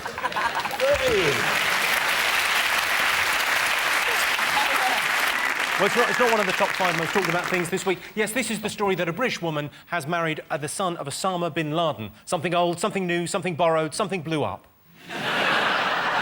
When they first met, they knew there was a chemistry between them. It turns out it was a fertiliser bomb. Right, back over to you, Sean, Lisa and Stuart. What else have the nation been talking about this week? Alistair Campbell's diaries. His political diaries that he's released this week, which have caused a bit of a hoo-ha. You know what I noticed, because I was reading excerpts, that there's a lot of focus on Tony Blair and his underwear. It almost has like a homoerotic quality. Like I expected to read, Tony Blair shook his hair out and sweat glistened on his naked torso as he stood there in his underwear. You notice that? He went on a bit about Princess Diana, didn't he? How she really wanted to meet him when they went and had this surreptitious dinner in Hackney. They went to dinner in Hackney? Yeah, apparently so. Yeah, Starburger. She can be herself there. They had one of those big bendy sausages. I like the fact that Gordon Brown, they said, are you going to read them? He goes, no, I'm not going to read them because I'm too busy running the country. Yeah. Like it's a train set, you know. I'm driving the country, look. Well, you know, at least you guys have somebody who pretends to run the country. We have somebody who pretends to run a train set. Excellent.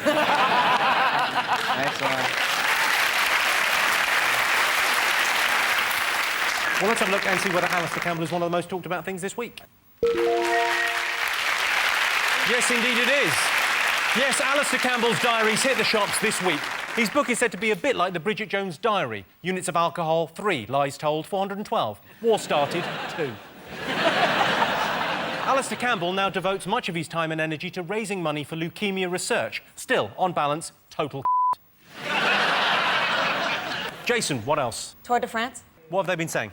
Does nobody notice that it's the Tour de France, but it started in England? Yeah, exactly. Jesus. I mean... He's right, you know. It's been a terrible cock-up. I saw this thing that said that the riders have to eat 10,000 calories a day for the high bits. I'm on that diet now. I might enter How next do you year. do that? If you're on a bike all the day, how do you get the time to... That's why they have those baguettes, don't they?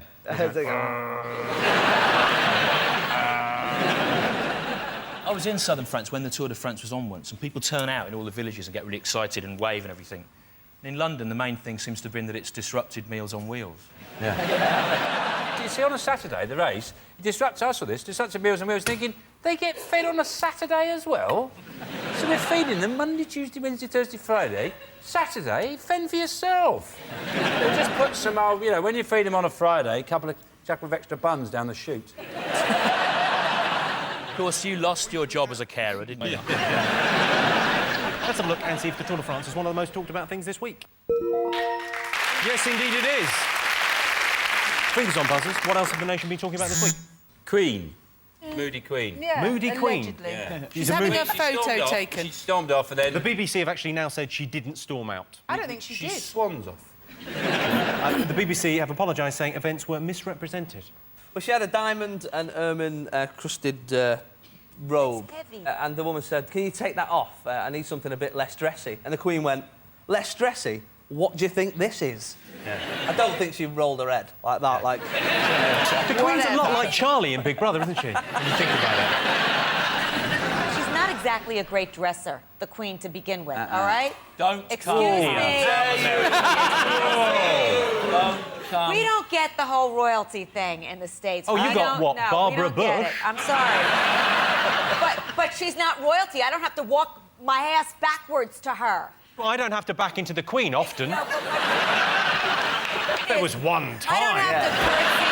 I could walk up to Barbara Bush and say, your son's an idiot, your husband's an asshole, and you're a controlling I could do all of that. I can't do that to the Queen. No, you can do that to the Queen. We will then behead you. £280 million a year she gets, which is a lot of money. And I say, if you're taking pictures of her, you'll do what we say, all right?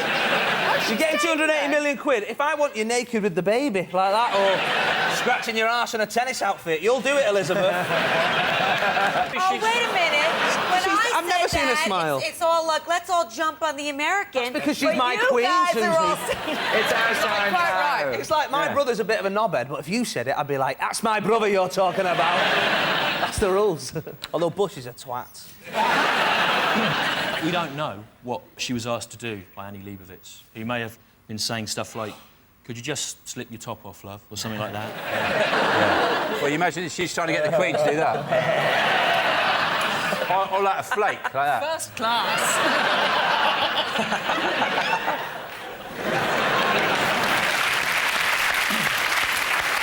OK, well, let's have a look and see whether the Queen being in a huff is one of the most talked about things this week. Yes, this is the story that the Queen became grumpy at a photo shoot when photographer Annie Leibovitz asked her to remove her crown. The last time the Queen was photographed with the crown jewels on her head was when Philip had the camera hidden in the wardrobe. OK, we've got one more thing to get. Fingers on buzzers. What else have the nation been talking about? I think it's got to be Live Earth, hasn't it? That pointless gig they did last week. And they kept going on about, oh, standby button, and then Genesis come on, and standby button, and you just thought, if you shut up about saving energy, this gig would be over in half the time. I think that everyone's going, oh, look at this gig, right? It wasted loads and loads of energy, right? But all gigs waste energy. Like a Bon Jovi gig wastes energy. Yeah. A West End musical wastes energy, right? But Live Earth was to save the planet. Absolutely. And it succeeded. We're still here. You know what? You know what? I am so sick and tired of hearing what celebrities think about politics and social issues. A lot of those celebrities that were in that, people are criticising them, going, they just did it for the, publicity, but they're all people that do a lot of secret charity work. Like David Baddiel, for example, did a bit. He sponsors an otter at London Zoo. Tirelessly as well. He does, He tirelessly. sponsors it tirelessly. It was ruined by hearing you on the radio in the morning just saying you'll always be in love with Diana. I did. I was at the thing and I got interviewed by Jonathan Ross. And they went, what's the day about? And I went, it's just important we remember Diana. Totally. The Diana thing, I think, did more for the environment. And essentially, that was a concert celebrating one less car on the road.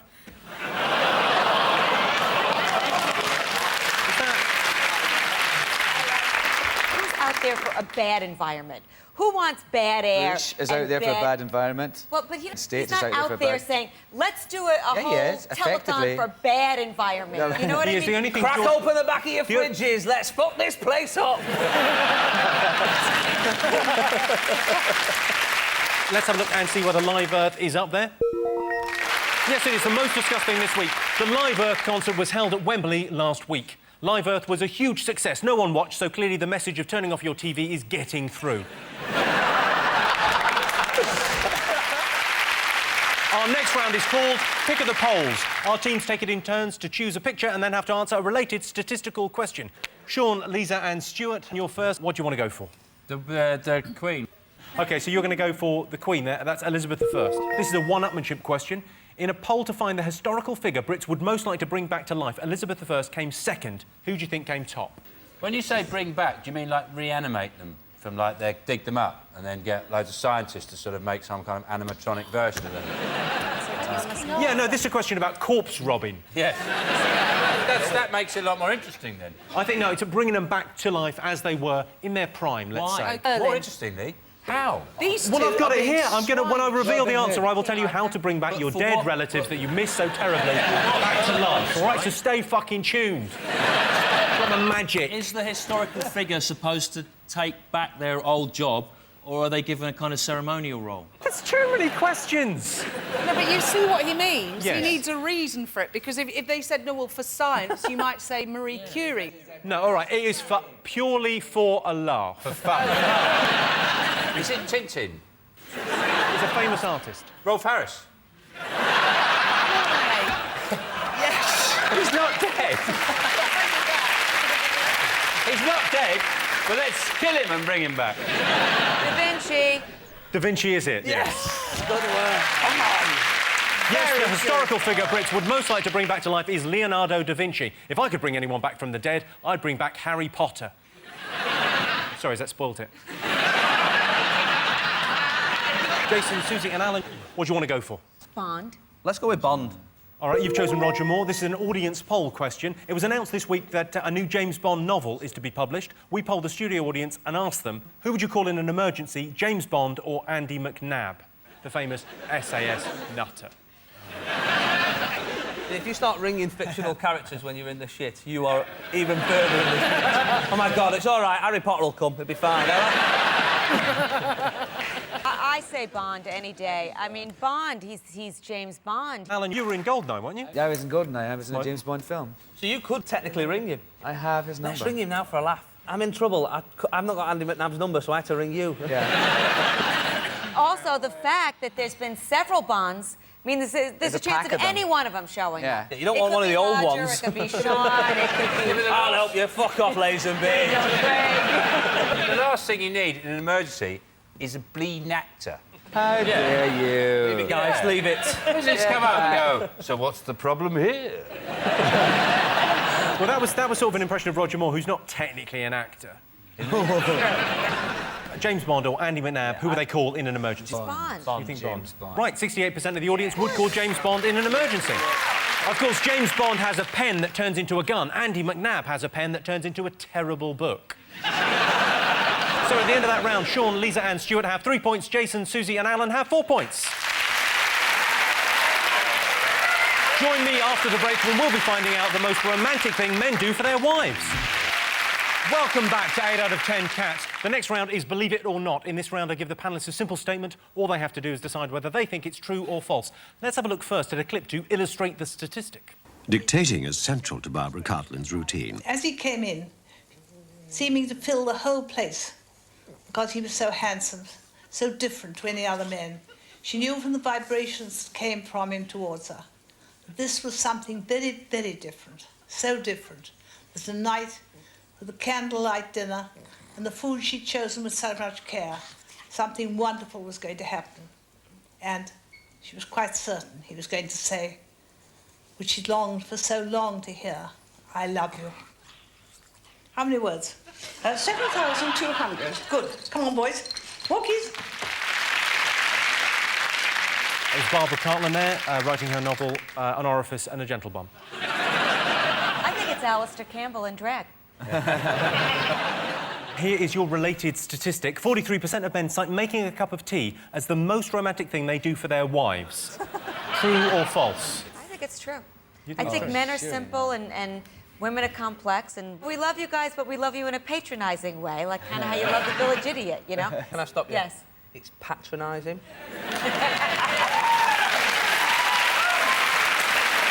I do notice here where you've put speech marks around, like making a cup of tea. Like, that's not romantic. That is quite a romantic thing to do. Some women love it, don't they? Yeah, I can't get enough tea. Whether it's romantic or not depends on how the tea is served. If the tea is cold and is spat directly into the woman's mouth, that is not romantic. I don't know. That's sexy. Could be hot.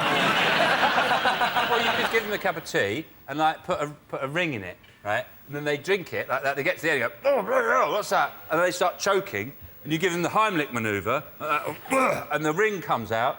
You've saved their life, and you go, will you marry me?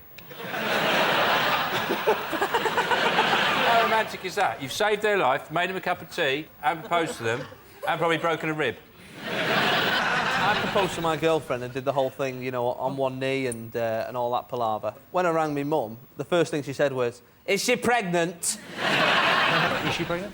Yeah, she is, yeah. Why do you think I'm marrying her? Lisa, what do you think's romantic? I don't know. I want someone to be quite practical. Yeah. Well, no, women like a practical man. Like, there's nothing my partner likes better than we both drive out and we go to Digger World. She watches me on a digger being like moving earth, like that. Oh, I'm digging this one for you, baby. And they say romance isn't dead. Romance is dead. Men killed it and made women clean it up. 43% of men cite making a cup of tea as the most romantic thing they do for their wives. True or false? True. Jason? Yeah, maybe we should go with that. Do you reckon true? Yeah. I think it's a sad state of affairs if it is true. You I'm think going to true? overrule you Sad. both and say false. I can tell you it is true. Yes, 43% of men say the most romantic thing they've ever done for their wives is make them a cup of tea. I would make my girlfriend a cup of tea, but I don't know the recipe. So at the end of that round, Sean's team have 4 points, Jason's team have 4 points. It's all level. It's exciting. And the winner is the name of our final round. Here is your first one. Men's dream job. Blowjob.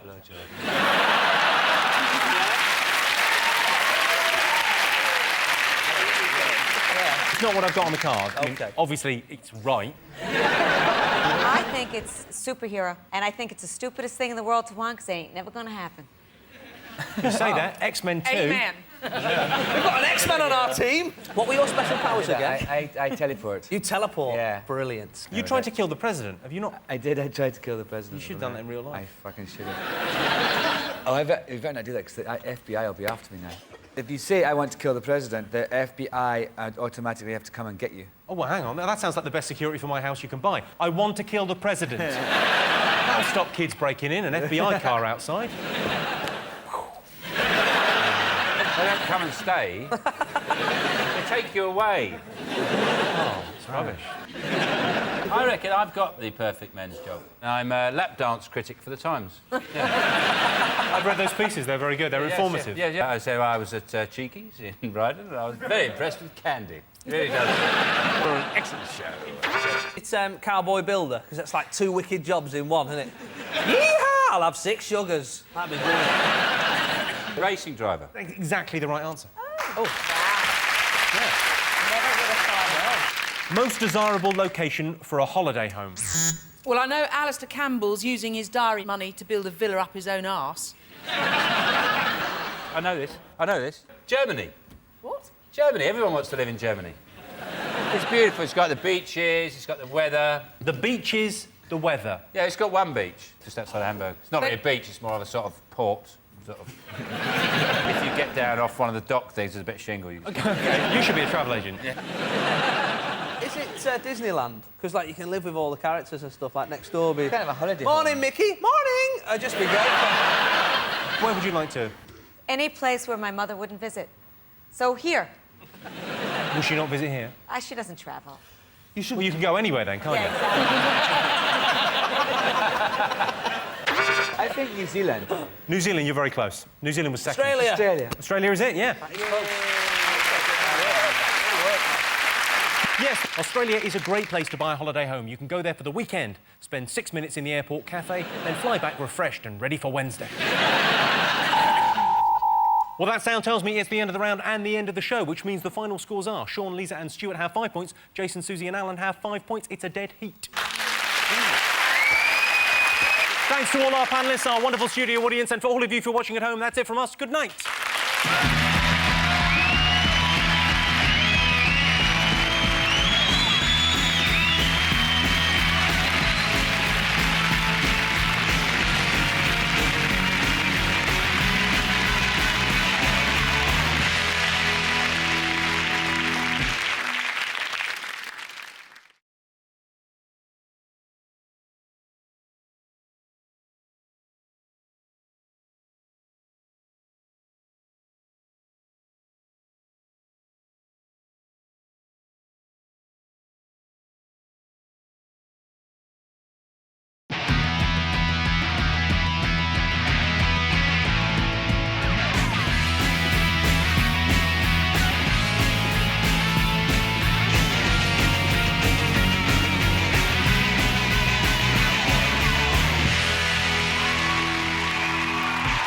Tonight on 8 out of 10 Cats, he's no lady, David Walliams. Pop-cultured Alex Zane. And their team captain, Jason Manford. And facing them tonight, smells like teen spirit, Peaches Geldof. In the thick of it, Chris Addison. And their team captain, Sean Locke. Now, welcome your host, Jimmy Carr!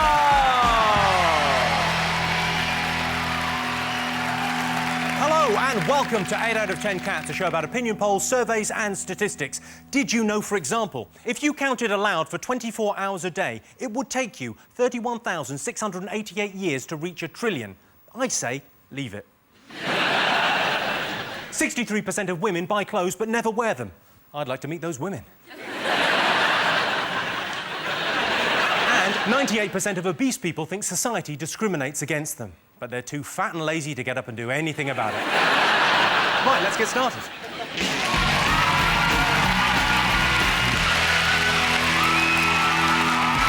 What are you talking about? That's the name of our first round, which this week has a special teenage theme. Today is the last day of term for most schools, so we've teamed up with a leading polling organisation and they've asked British teenagers what they've been discussing. It's our panellists' job to guess the top 5 most popular talking points for teenagers. Jason, David, Alex, what have teenagers been talking about?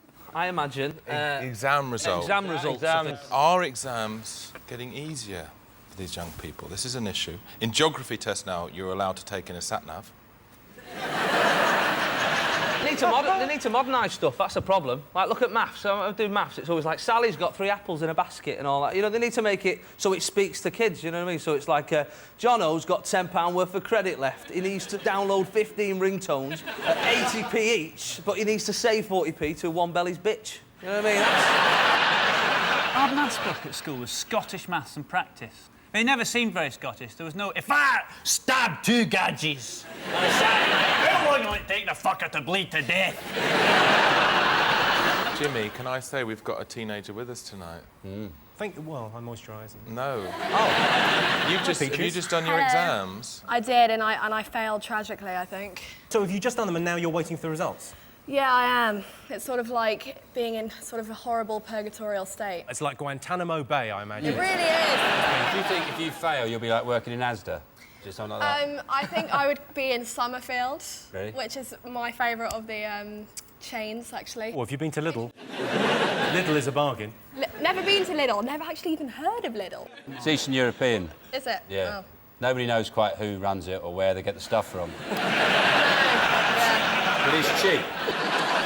So what do you think you're going to get? Judging by last year, I got a U in politics. That means unmarkable. Unmarkable? Literally Wow. unmarkable. Did you do it in crayon? When I was at school, all the boys used to go and snog and grope Julie Miller in the art closet. And, you know, they don't make teachers like Mrs Miller anymore. They had strange qualifications in my day. They had this one called a CSE, which basically meant it's like having a sticker saying, I've done some maths. Well, I would say, Jimmy, British teenagers do very well in pregnancy tests. You would know a lot about that, David, wouldn't you? There is this... Oh, you bitch! Well, let's see if teenagers have been talking about exam worries. Yes, teenagers are talking about their exam results. Of course, these days it's getting more and more easier to do a pass in English. And ting. Sean, Peaches, Chris, what else have teenagers been talking about? Sure, Peaches and Chris. That sounds great, like we're in a sort of teen band. Tell you what, if you were in a teen band, you were definitely the musically talented one, Sean. I was going to say Big Brother. My favourites are Sam and Amanda, the twins. The second one that went in, when you've never seen anything like me before, apart from your identical twin, who just went in. Would you, though? Would I? I don't like the idea of disappointing 2 women at the same time. Carol? Carol works as a I think, some sort of... Gargoyle. What I do find is it's great when you get all those characters together, isn't it? You know, it's just a house full of... You know when people say, like, you've got to meet my mate, he's a right character, and they've just got loads of them in the house. It's like there's this sort of national dyslexia where the word character has replaced the word arsehole. And now they go, yeah, my mate, he's a right well, he's an arsehole. You know, Tracy, she entered the house looking like Bagpuss. And gradually, her hair is a normal colour hair's come out. It's gone a little bit white and a little bit crazy. She's every time she opens her mouth now, I just want her to go, Marty, where we're going, we don't need roads. I think Charlie's amazing. You can't beat these outfits, South London. They were going to make a Charlie talking doll, but there isn't enough string in the world to actually hold. Oh, God! It was more entertaining if it was just women in the house and that one bloke. Because he was in hell, wasn't he? They were like the harpies in Jason the Argonauts, those things that fly down, and the man's there and he's blind and they've got food, and he's like...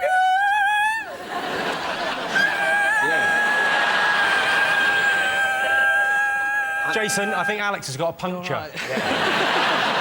Well, let's have a look and see whether teenagers are talking about Big Brother.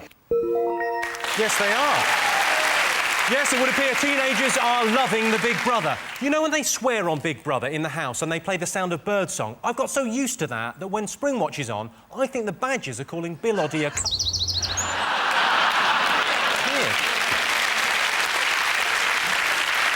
Jason, what else have teenagers been talking about? I think Harry Potter.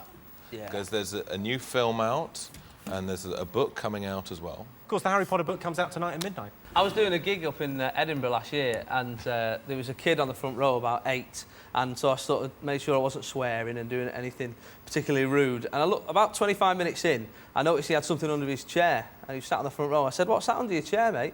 And he pulled it out and it was the Harry Potter book. And I said, "What's that for?" And he went, "Just in case you were shit." Apparently in the book, in the new book, two characters are going to die and bookies are taking bets on if one of them's going to be Harry Potter. Now, I've been to the bookies. Never once has the bloke in front of me been doing a spread bet on Quidditch. They give it away in the last book, just for Potter buffs out there. What do they say? Well, basically, there's a prophecy which says that Harry and... Well, no, if it's a prophecy, you've got to say it in, "There's a prophecy." Like you're a blind old man. "There was a prophecy." Anyway, there's a prophecy that Don't says... do it in the proper voice. Can I sort of whisper it? Yeah. There was a prophecy that said that if Harry faces Voldemort, both of them must die. The prophecy. The thing is, what does Harry Potter die? And I'd like the fact that if all there's 7 books, at the end he dies the last page just he's got something like a peanut allergy.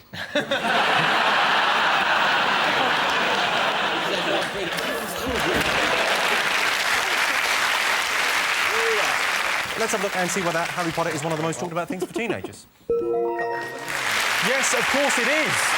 The new Harry Potter book is out at midnight tonight. I've seen a copy and I don't want to spoil it for anyone, but it's for children. Grow up. Sean, Chris, Peaches, what have teenagers been talking about? Is it the fact that they're going to put drinking up to 21? Are they actually going to? I doubt it. It's just dead easy for kids to get pissed these days because all the drinks taste nice. Basically, it's the alcohol pops, isn't it? Which is what we used to call my granddad. But... Are they going to make smoking? You have to be 18 to smoke now. Yeah, 18 to buy cigarettes. If you're worried about the health issues of young people smoking, just send them into the garden. OK, I can tell you drinking and smoking is not in our top 5 most talked about things for teenagers. Oh, fiddlesticks. But lots of teenagers are talking about drinking and smoking. At 14, you're not allowed to drink alcohol, but you are allowed to go to the pub on your own. Which begs the question, what would you be doing? Sitting there going, "Yeah, Jack, she doesn't understand me. Another lemonade." I wish I'd have known that rule when I was 14. That'd have been brilliant. You know, at the end of the day at school, just walking in with the other workmen. Fucking what a day. What a day. I better get home, she'll have me spaghetti hoops on the table. Fingers on buzzers, what else have teenagers in Britain been talking about? Is it the potential getting back together of William and Kate? It's sort of the royal family's attempt to get their popularity back amongst young people. So I think if the royal family actually wanted to get any popularity back, they should behave like a proper monarch again. The Queen, you know, leading us into battle. That's when I see the Queen in Iraq on a white stallion going, "Come on, lads,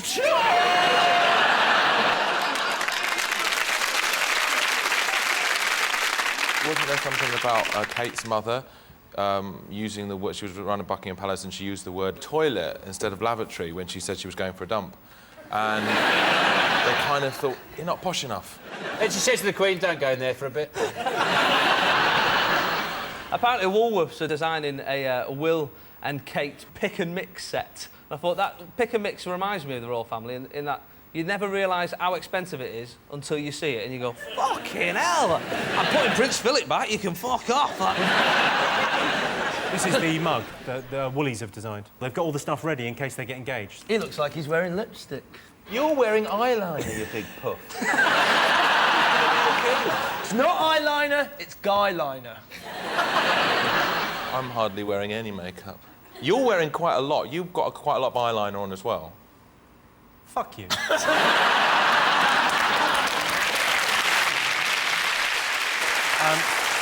Let's have a look and see if Kate and William are in the teen top 5. Yes, teenagers are talking about the royal romance. Camilla has already given the couple her blessing. Well, she stamped twice.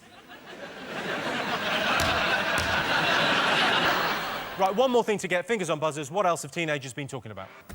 Is it the finer points of European tax legislation? I'll check for you. I don't understand teenagers. MySpace, Facebook, all those things. It's a way for young people to sort of get to know each other. Why are you two holding hands? I'm holding behind the his desk? hand and he looks uncomfortable. I'm all right.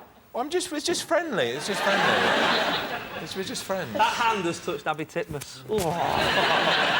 Whose hasn't?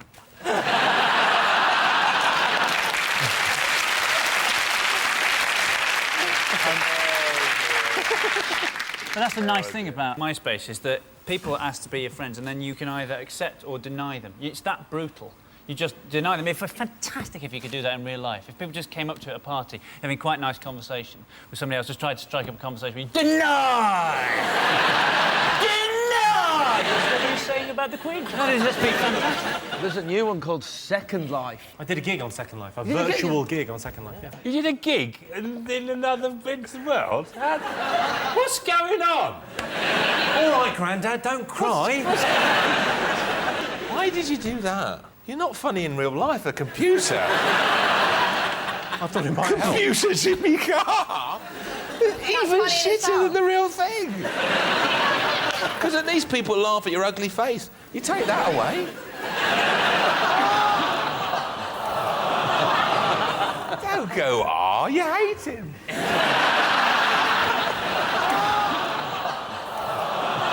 Oh, you're milking it now. Yeah. It's friendly banter. OK, let's have a look and see if teenagers are talking about the internet. Most talked about thing. Yes, teenagers are talking about the internet. If you go to YouTube, you can see a video of me putting my MySpace onto Facebook. I uploaded onto Facebook the other day, and now I've got to buy a new keyboard. Right, well, at the end of that round, I can tell you that Sean's team have 2 points, Jason's team have 3 points.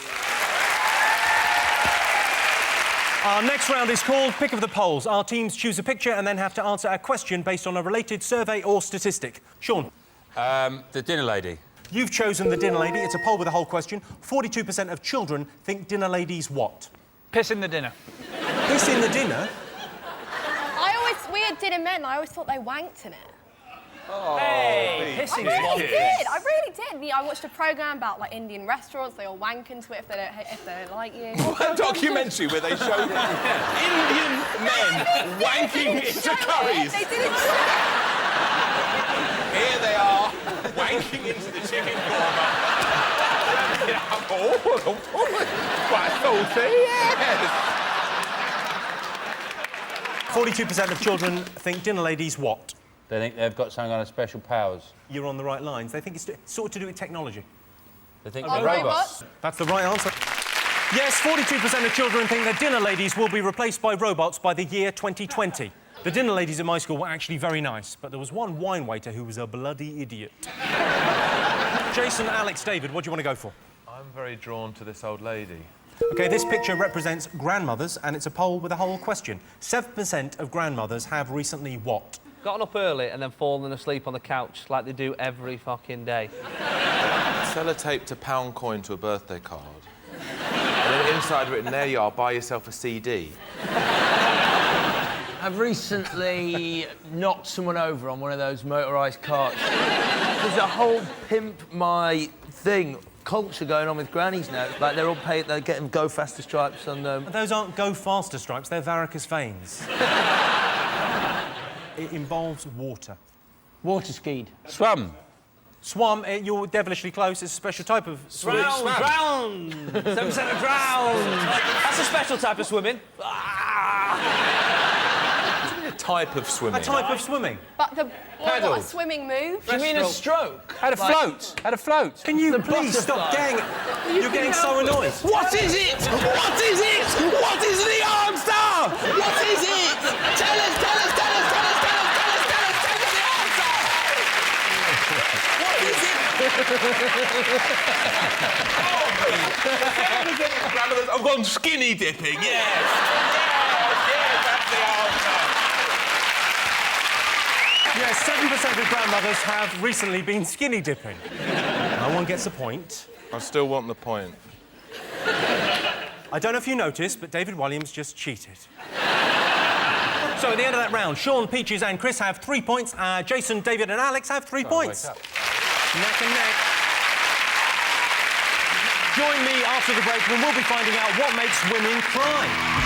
Welcome back to 8 out of 10 Cats. The next round is Believe It or Not. In this round, I give the panellists a simple statement. All they have to do is decide whether they think it's true or false. Let's have a look at a clip to illustrate your statistic. This is a Hungarian music video that might just change your mind about war. Check this. I hope my black brothers feel the same like me. Dre, Snoop, Puff, L, Tupac Shakur, rest in peace. He was the best. My respect. G, come on. Sometimes people make a war, don't know what it's for. Business.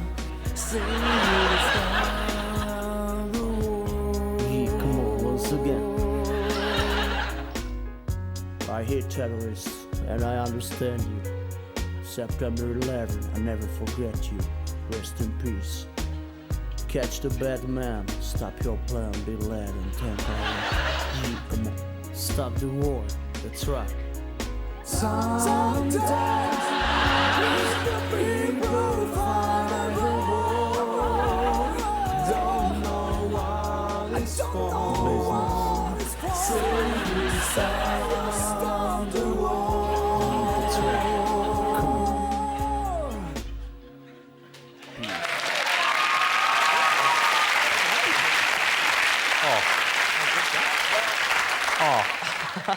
No, I'll be fine. Just got something in my eye. Business. Here's your related statistical question. If they were granted one wish, only 7% of Brits say they would wish for world peace. Is that true or false? I think people know that world peace is unrealistic. It was an idea in the 60s, they had an idea, there'd be a chance of world peace. Yoko Ono, she sent all the world leaders an acorn. She said, rather than fight wars, why don't you plant this acorn and watch it grow?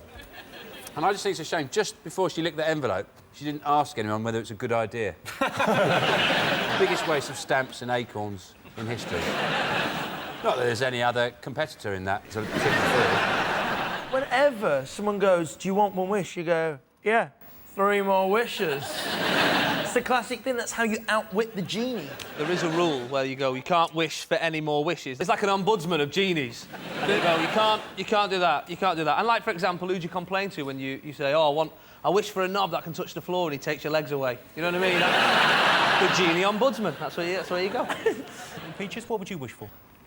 Unlimited amounts of money. What do you wish for, David? I'd like to meet Mr. Kipling. Befriend him. Because is he real or not? There must have been a Mr. Kipling at some point. Actually, can I change my wish and say I'd like to meet the banker from Deal or No Deal? No, you can't. You've already had it now. Can't change it. Can't change it. You're stuck with unlimited money. Yeah. Most of the people who believe in world peace get assassinated. Martin Luther King, Gandhi, Elvis. Bono. Yeah. Go on, so you're saying it's... True. True. You're saying true. Only 7% of people would want world peace. OK, true. What do you think? We're going for true also. You're going for true? OK, so you're both going for true? Well, I can tell you that the answer is false. Encouragingly, 22% of Brits would wish for world peace. Nice. It's a nice thing. I think we should put aside our differences and concentrate on what we all have in common. We all love to fight. So at the end of that round, it's 3 points for Sean's team and 3 points for Jason's team. And the winner is the name of our final round. Here is your first one. Top thing that makes women cry. Is it mentioning at dinner that they have a little crumb in their moustache? Is it sexist old men? What, love? Is it sexist old men?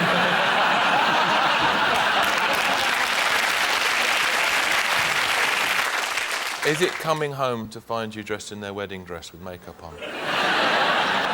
It's interesting that, though, isn't it? If a woman comes home and catches a man wearing her clothes, they have to have, like, counselling and meeting. Woman's wearing your clothes, it's fine. It's a laugh. I know. Equal clothing rights is what we need, isn't it, Sean? So we can dress the way that we want. Yeah. Society doesn't judge us. Yeah. Give us a clue, Jimmy Carr. Oh, well, yeah, it's something that Kate Moss has just gone through. A gram. Oh, splitting up. That's the right answer, yeah. Yes, the top thing that makes women cry is a relationship breakup. David Williams has got breaking up down to a fine art. These days, he can do it in about 10 minutes, and that includes meeting them and fucking them. It's adorable. No, I don't. I know you don't. You've got me all wrong. I'm gay. Finally. Next question. Most desirable talent. Is it to have the speed and agility to turn the shower on without getting your arm wet? Why are you worried about getting the arm wet when you're getting in the shower? Oh, you bastard! Doo-doo-doo. I imagine there's undesirable talents. Like, you know, if you're really good at a sport, but there's no money in it. Like, if you're really good at archery, you're like the Federer of archery, 5-time world champion, but you're still living in a caravan. Is it dad reversing? When your dad reversed, like, hand over the passenger seat, like that. In the back, heads down, lads, head down. Legend. I'll give you a clue. The Bank of England does it. Print money. Print your own money. Bank of England does it, and then... Yeah, that's the clue. I can tell you the answer. That's a different thing. I don't want to get vicious again, because I can get vicious with you. Whoa, Tell us whoa. this and then you... Tell us in 5, 4, No. 3, Whoa. 2, 1. All right, I'll tell you. Jesus Christ. No, you haven't got any fucking questions right this evening. You've got to get one right. Sit down. White trousers, though. I mean...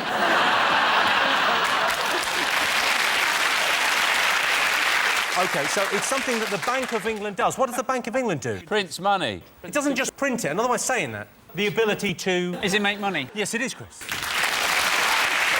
Yes, the most desirable talent is being able to make money. You can't take it with you, unless, of course, you've got a wallet or a pocket. Well, that sound tells me it's the end of the round and the end of the show, which means the final scores are Sean, Peaches and Chris have 4 points, Jason, David and Alex have 4 points. It's a dead heat. Everyone's a winner. Thanks to all our panellists, our wonderful studio audience, and to all of you for watching at home. See you in a few weeks for our Big Brother special. Good night.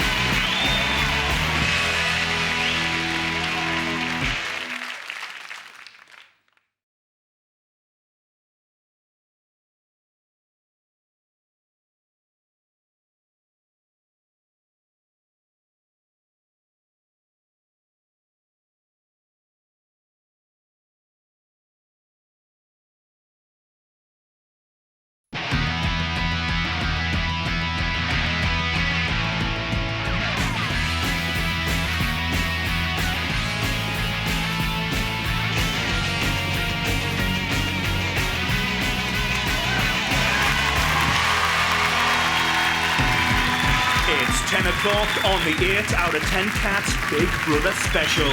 Joining the show tonight, Big Brother's biggest mouth, Charlie. School's out, it's Danny Wallace. And their big brother, Jason Manford.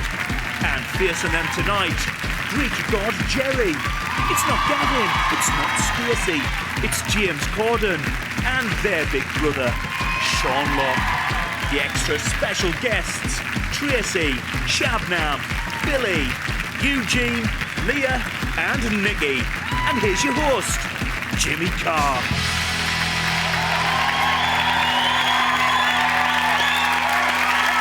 Hello and welcome to the 8 out of 10 Cats Big Brother special, a show about opinion polls, surveys, statistics and, of course, Big Brother. Did you know, for example, Big Brother 8 started back in May. The housemates have been in there so long, they think the Prime Minister is still Tony Blair, except Brian, who thinks it's Dumbledore.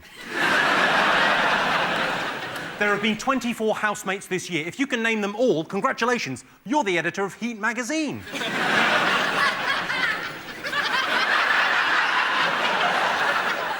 Sadly, Shanessa couldn't be on the show this evening because we didn't ask her. I don't like to think of there being winners and losers in the Big Brother house. To me, they're all losers.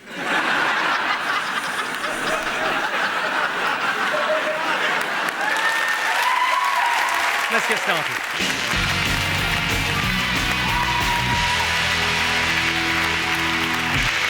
What are you talking about? That's the name of our first round. We've teamed up with a leading polling organisation and they've asked the British nation what stories they found the most memorable in this year's Big Brother. We're looking for the top 3 most popular Big Brother talking points. Jason's team. Well, I reckon the early doors was the interesting bit, when it was the all-female house. Let's have a look at women going to the house for that first time.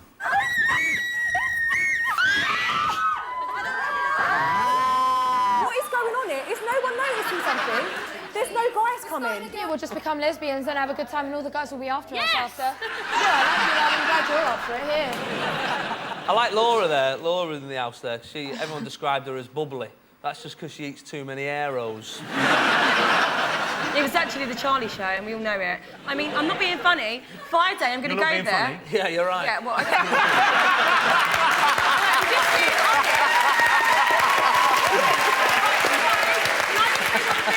Friday night, I'm probably going to go back on that stage for the big grand finale, you know, and stuff like that. And it's going to be like, boo, when I go on. And I'm going to blow them all kisses. And do you know what I'm going to say? I'm not being funny, right? Oh, God, I've said it again, ain't I? Literally, you haven't got anywhere near a punchline. You've been talking for quite a while. Yeah. Try and punch up a little bit. I lost a bit of... I'm not being funny. Everyone was entertained, but... Sorry, I'm not... Don't worry about not being funny. We'll just edit that out, but... James, any thoughts on the all-female house? It didn't work out the way I wanted it to, I've got to be honest. Shannon made it quite clear. They didn't need men. We can just all... and nothing. There was nothing. And I watched that live streaming for weeks. Nothing. I went in the second week and they were waiting for men. They got 2 gay guys. Are you gay? Yes, I am. What? Are you telling me now? Well, I can tell you that the all-female house was not one of the most talked about things in Big Brother this year. Initially, 11 women went into the house, and then Ziggy joined them, making a total of 12 twats.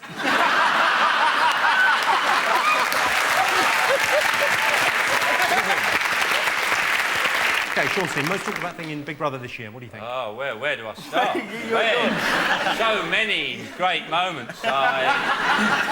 Anything you want to particularly choose? Brian's brain. Don't you think Brian's brain is the big thing? Everybody's speculating if Brian did know or did not know Shakespeare. I have to admit, he did not have any clue who Shakespeare is. Can I just confirm that Shakespeare and Shakespeare, they're very different things.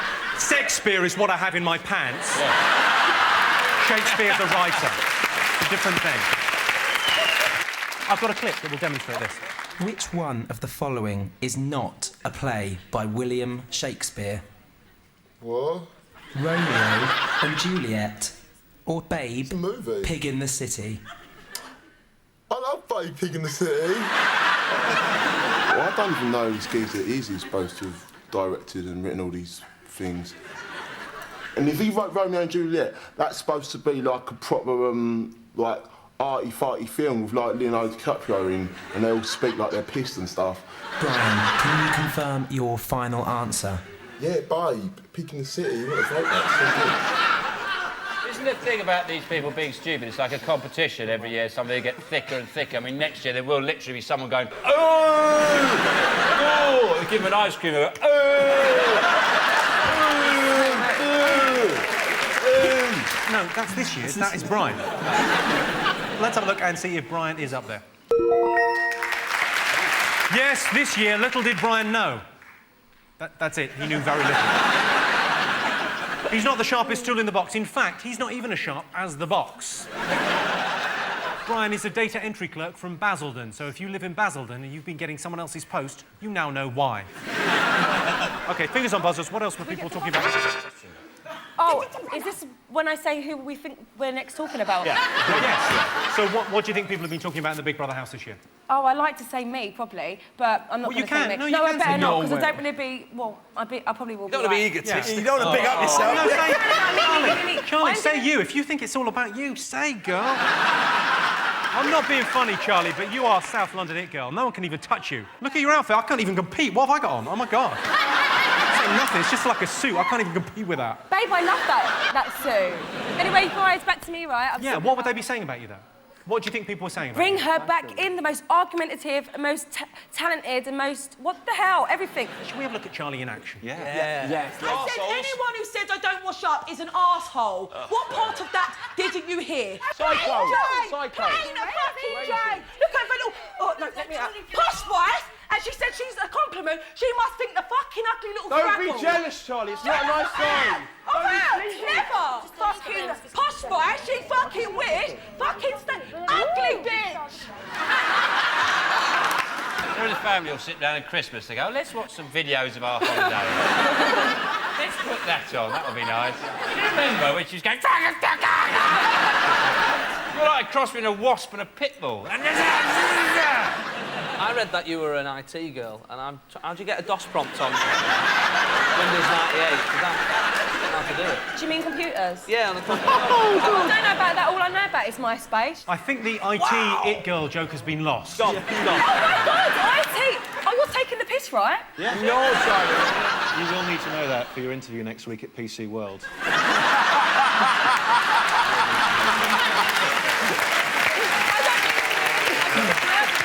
Well, let's have a look and see if Charlie's up there. Yes, indeed, the most talked about thing this year. On entering the house, Charlie had her dental floss confiscated, which was annoying, as she didn't have anything else to wear. Charlie was the bookie's favourite because she's the one that most resembles a horse.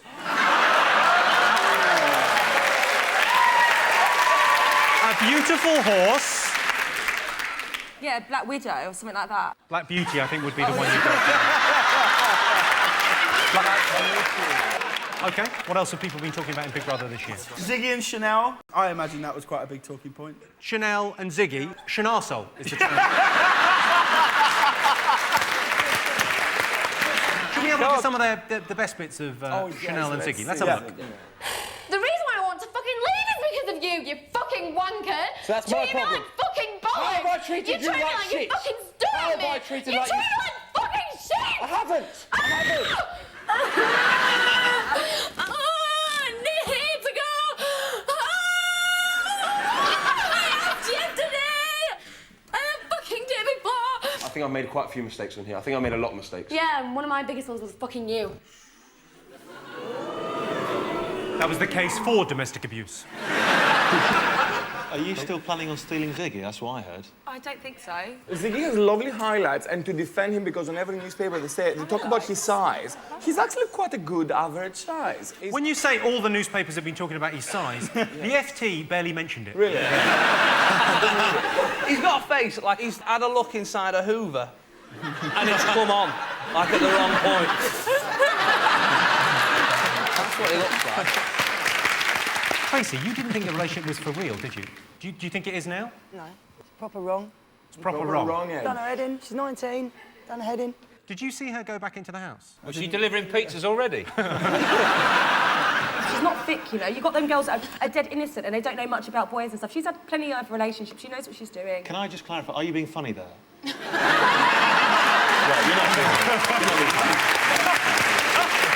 I can't wait to buy all like the tea towels with. I'm not being funny, right? Mugs and stuff like They're coming that. up, oh, actually, I'm getting a doll made, and it goes, I'm a South East London it girl, I'm not being funny, right? I'm loving it.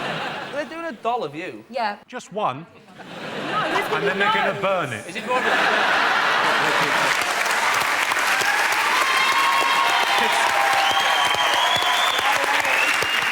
Let's have a look and see if it's up there. Yes, it is. Yes, Ziggy and Chanel had an on-off relationship. Will they, won't they, who cares, no one?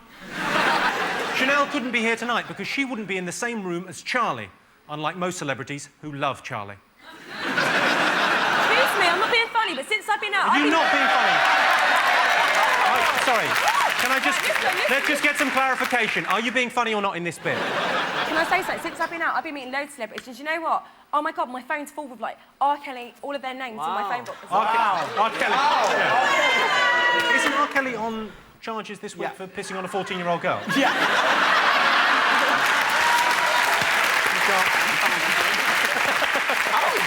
At the end of that round, Jason's team have 1 point, Sean's team have 2 points. Exciting. The next round is called the poll with a hole. Each statistic is missing one salient piece of information. It's up to our panellists to fill in the gaps. Sean, James and Jerry, you're to go first. 13% of viewers would like to see Big Brother impose a ban on what? Cameras. They're just all in there. They think they're being filmed and they're not. And every time there's a camera, they look at it, you just squirt some water at it like a I think it's very unfair, the twins, because most people are on their own, aren't they? And they've got an instant sort of familiar face. Well, the same face. It seems slightly unfair, that they've got that support there. Because you're obviously all a bit mad, aren't you, from being in there? Some of them were mad before they went in, I'll tell you. Yeah. Some of them were. No. Who, me? No, oh, no, I was normal. I did get hit on the head with a frying pan before I went in there. Was it a random attack on a moped? No, it was a professional hit, straight on the head. A professional hit? A professional hit. See, I'm good at this, aren't I? Yeah. Can I just, on behalf of everyone, I don't know who hit you with a pan, but just thank you. I'll give you a clue. Shabnam is covered in it. Makeup. Correct. Oh. Yes. Yes, 13% of viewers would like to impose a ban on makeup in the house. Shabnam wears a lot of makeup. What she doesn't realise is it's what's inside that counts. Her dreadful personality. Jason, Danny, Charlie, 31% of Brits say that Jerry reminds them of what? A kind of Tesco value George Michael. Is the right answer. Yeah. I'm honoured. That's an honour, guy. Yes, 31% of Brits say that Jerry reminds them of George Michael. That's fair enough. He's Greek, you're in a park, it's dark. There is, of course, currently a state of emergency in Greece. They're worried Jerry will go back. OK, 20% of Brits think Charlie should what? Only communicate by post.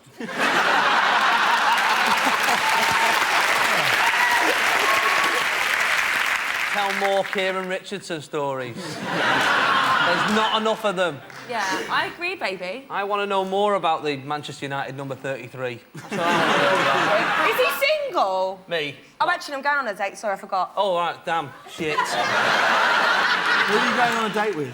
I'm not telling you I'm going on a date if it's a secret. You'll probably read about it, like, in 2 days in the paper, because when I go to a restaurant and, like, they're there and stuff like that, and I'm... What? No, well, you may laugh, but the other day she got a free Big Mac. When? Huh? How did you know I was in McDonald's the other day, anyway? Oh, my God. It's amazing. Just a wild stab in the dark. OK, so I'll give you a clue. It's to do with the amount that she speaks. Stitch her lips together. She should stop being funny. She'll get her own show. Correct. Fuck off! The answer is 20% of Brits think Charlie should have her own talk show. Hey, think about it. It could be a game show where you get a prize if you get a word in edgeways. So at the end of that round, it's 4 points for Sean, James and Jerry, 3 points for Jason, Danny and Charlie. Join me after the break when we'll be finding out who was the most entertaining housemate ever. Welcome back to 8 out of 10 Cats. Our next round is Face Off. We've got 6 well-known Big Brother contestants here in the studio. We asked the public which of these housemates would you most want to perform brain surgery on you? Eugene will be a brilliant brain surgeon. I have faith in you. Yeah, he won't be able to fix your brain, but he'll be able to make you tune into Magic FM. Why would anyone want brain surgery? I don't get it. Why would anyone want brain surgery? It's more that you need it than you want it. It's very rare vanity thing. Yeah. Very rare that anyone gets a cosmetic lobotomy. Although you may be the first. I think you could be significantly more attractive without the frontal lobe. How much does it cost to get that? How much does it cost? I'll pay for it. I'll tell you who's a real candidate for brain surgery. Let's have a look at him in action. Brian, say as many different words which have the same meaning as female. OK, female. Lady, woman, vagina, vagina person, breasts, legs, and tits, fanny, McHooties, McFitties, wound people who have wounds, and they have great big jalongas. Oogada boogada, oi, oi, and... That's amazing. Can I just apologise to any vaginas that were watching and are offended by that? I didn't mean any respect to you or your oogity-boogities. You might be a womb person, you might be watching that thinking it's misogynistic, but, you know, you're probably a McFitty, so don't worry about it. I love the womb people. It just sounds like the cheapest Doctor Who baddies ever. Which of those do you want doing brain surgery on you? Eugene looks like he might collect brains. And also the skins of ex-girlfriends. He's never had a girlfriend. It's got to be Eugene, surely. You're going Eugene, okay? Sure. Yeah, Eugene. Okay, you're going Eugene. Who do you want to go? You've got to go You're going Eugene, there's no one else. I can tell you that the housemate you would most want to perform brain surgery on you is indeed Eugene. What kind of a state is the NHS in when Eugene is performing brain surgery? Is John Tickle not available? We asked the public which one of these housemates would make the best pub landlord. Who do you think? Tracy, pint of beer, have it. Sketchy. Pint of cider, have it. What's the food like? Sketchy. I could see Billy behind the bar in about a month. Which of these housemates would make the best pub landlord? I think any of them, as long as we can get Kinga to bottle up. That'd be a bit of a laugh, wouldn't it? You're going to go with... Leah. You're going to go Leah? Yes. Tracy. Yeah, oh, I'm the captain here. Whoa. Sorry. I think Tracy. I can tell you the answer is Leah. Yeah. There are two enormous reasons why I'd go to Leah's pub. Good food, great atmosphere. That's right, she's named her tits. Which of these housemates' diaries you would most like to read? Who do you think got the most votes? I don't think anyone's diary I'd like to read. I'd rather actually lose my glasses.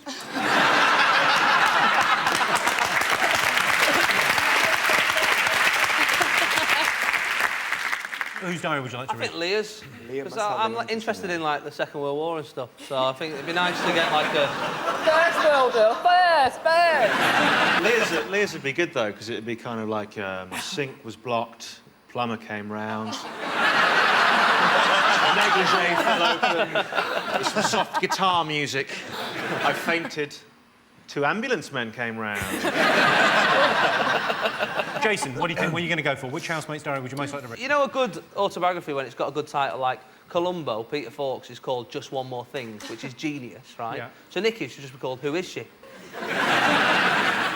And it'd be more of a colouring book than an actual autobiography, wouldn't it? You're going to go for Nikki, then, are you? Yeah, because Leah's I've read in Deirdre's photo casebook, so... OK, so who are you going to go for? Whose diary do you think? What do you want to go for? I don't know. Well, I'd have said Nikki too, but I imagine that's the answer. You think Nikki? Yeah. The housemate whose diary the public would most like to read is Nikki. Points for both teams. So at the end of that round, it's 5 points for Jason's team and 7 points for Sean's team. And the winner is the name of our final round. Here is your first one. Celebrity the public would most like to see in the Big Brother house. Is it Marcus Bentley, the Geordie bloke who does the voiceover? Because he'd be a laugh, wouldn't he, just walking around, like, oh, I'm going to make some toast. Like, Marmite or jam? I decide. I would just genuinely love to see how long it would take Charlie to get into an argument with Gandhi. Who's Gandhi? Brilliant. You say you go to China White, but you've never met Gandhi. Gandhi, he's like the hottest rapper ever. Do you want to be a baller? Ballers. Who'll be dipping in a bend? You know Gandhi. Is he hot? Yes! Is he single? He is fucking slamming, man. Can you hook it up? Single, man. But he's a player. Oh, excuse me. Look at me, I'm a playaholic, baby. I'll tell you who I would love to have seen in Big Brother this year. Yeah. Billy. I'll tell you what happened, Billy. I went to make a cup of tea and I came back and you were gone. Is it Mr. T? It is Mr. T. Oh! Genuinely Mr. T.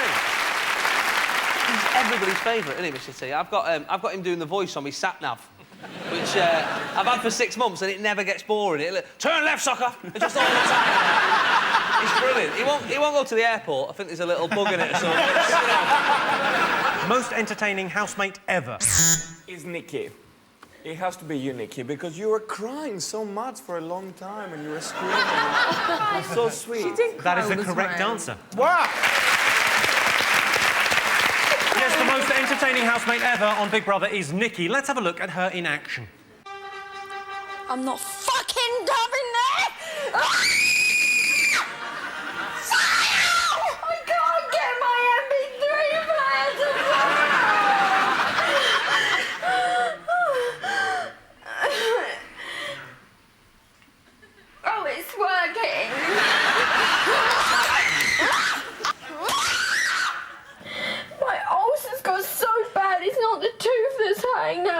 actual ulcer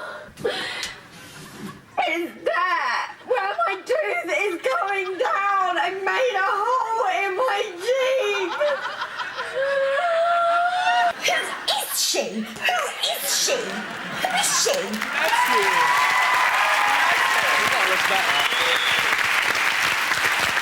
Every time I see Nikki on screen, I can't help thinking, wouldn't she make a brilliant girlfriend?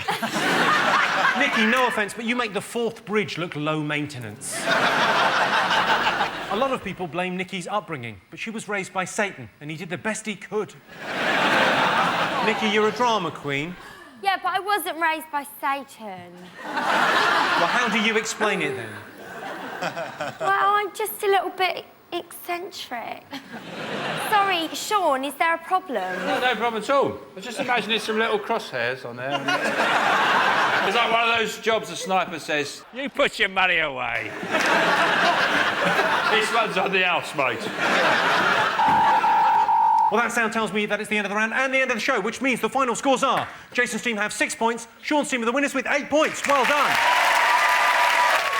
Well, thanks to all our panellists, our wonderful studio audience, and to all of you for watching at home. That's it from us. Good night.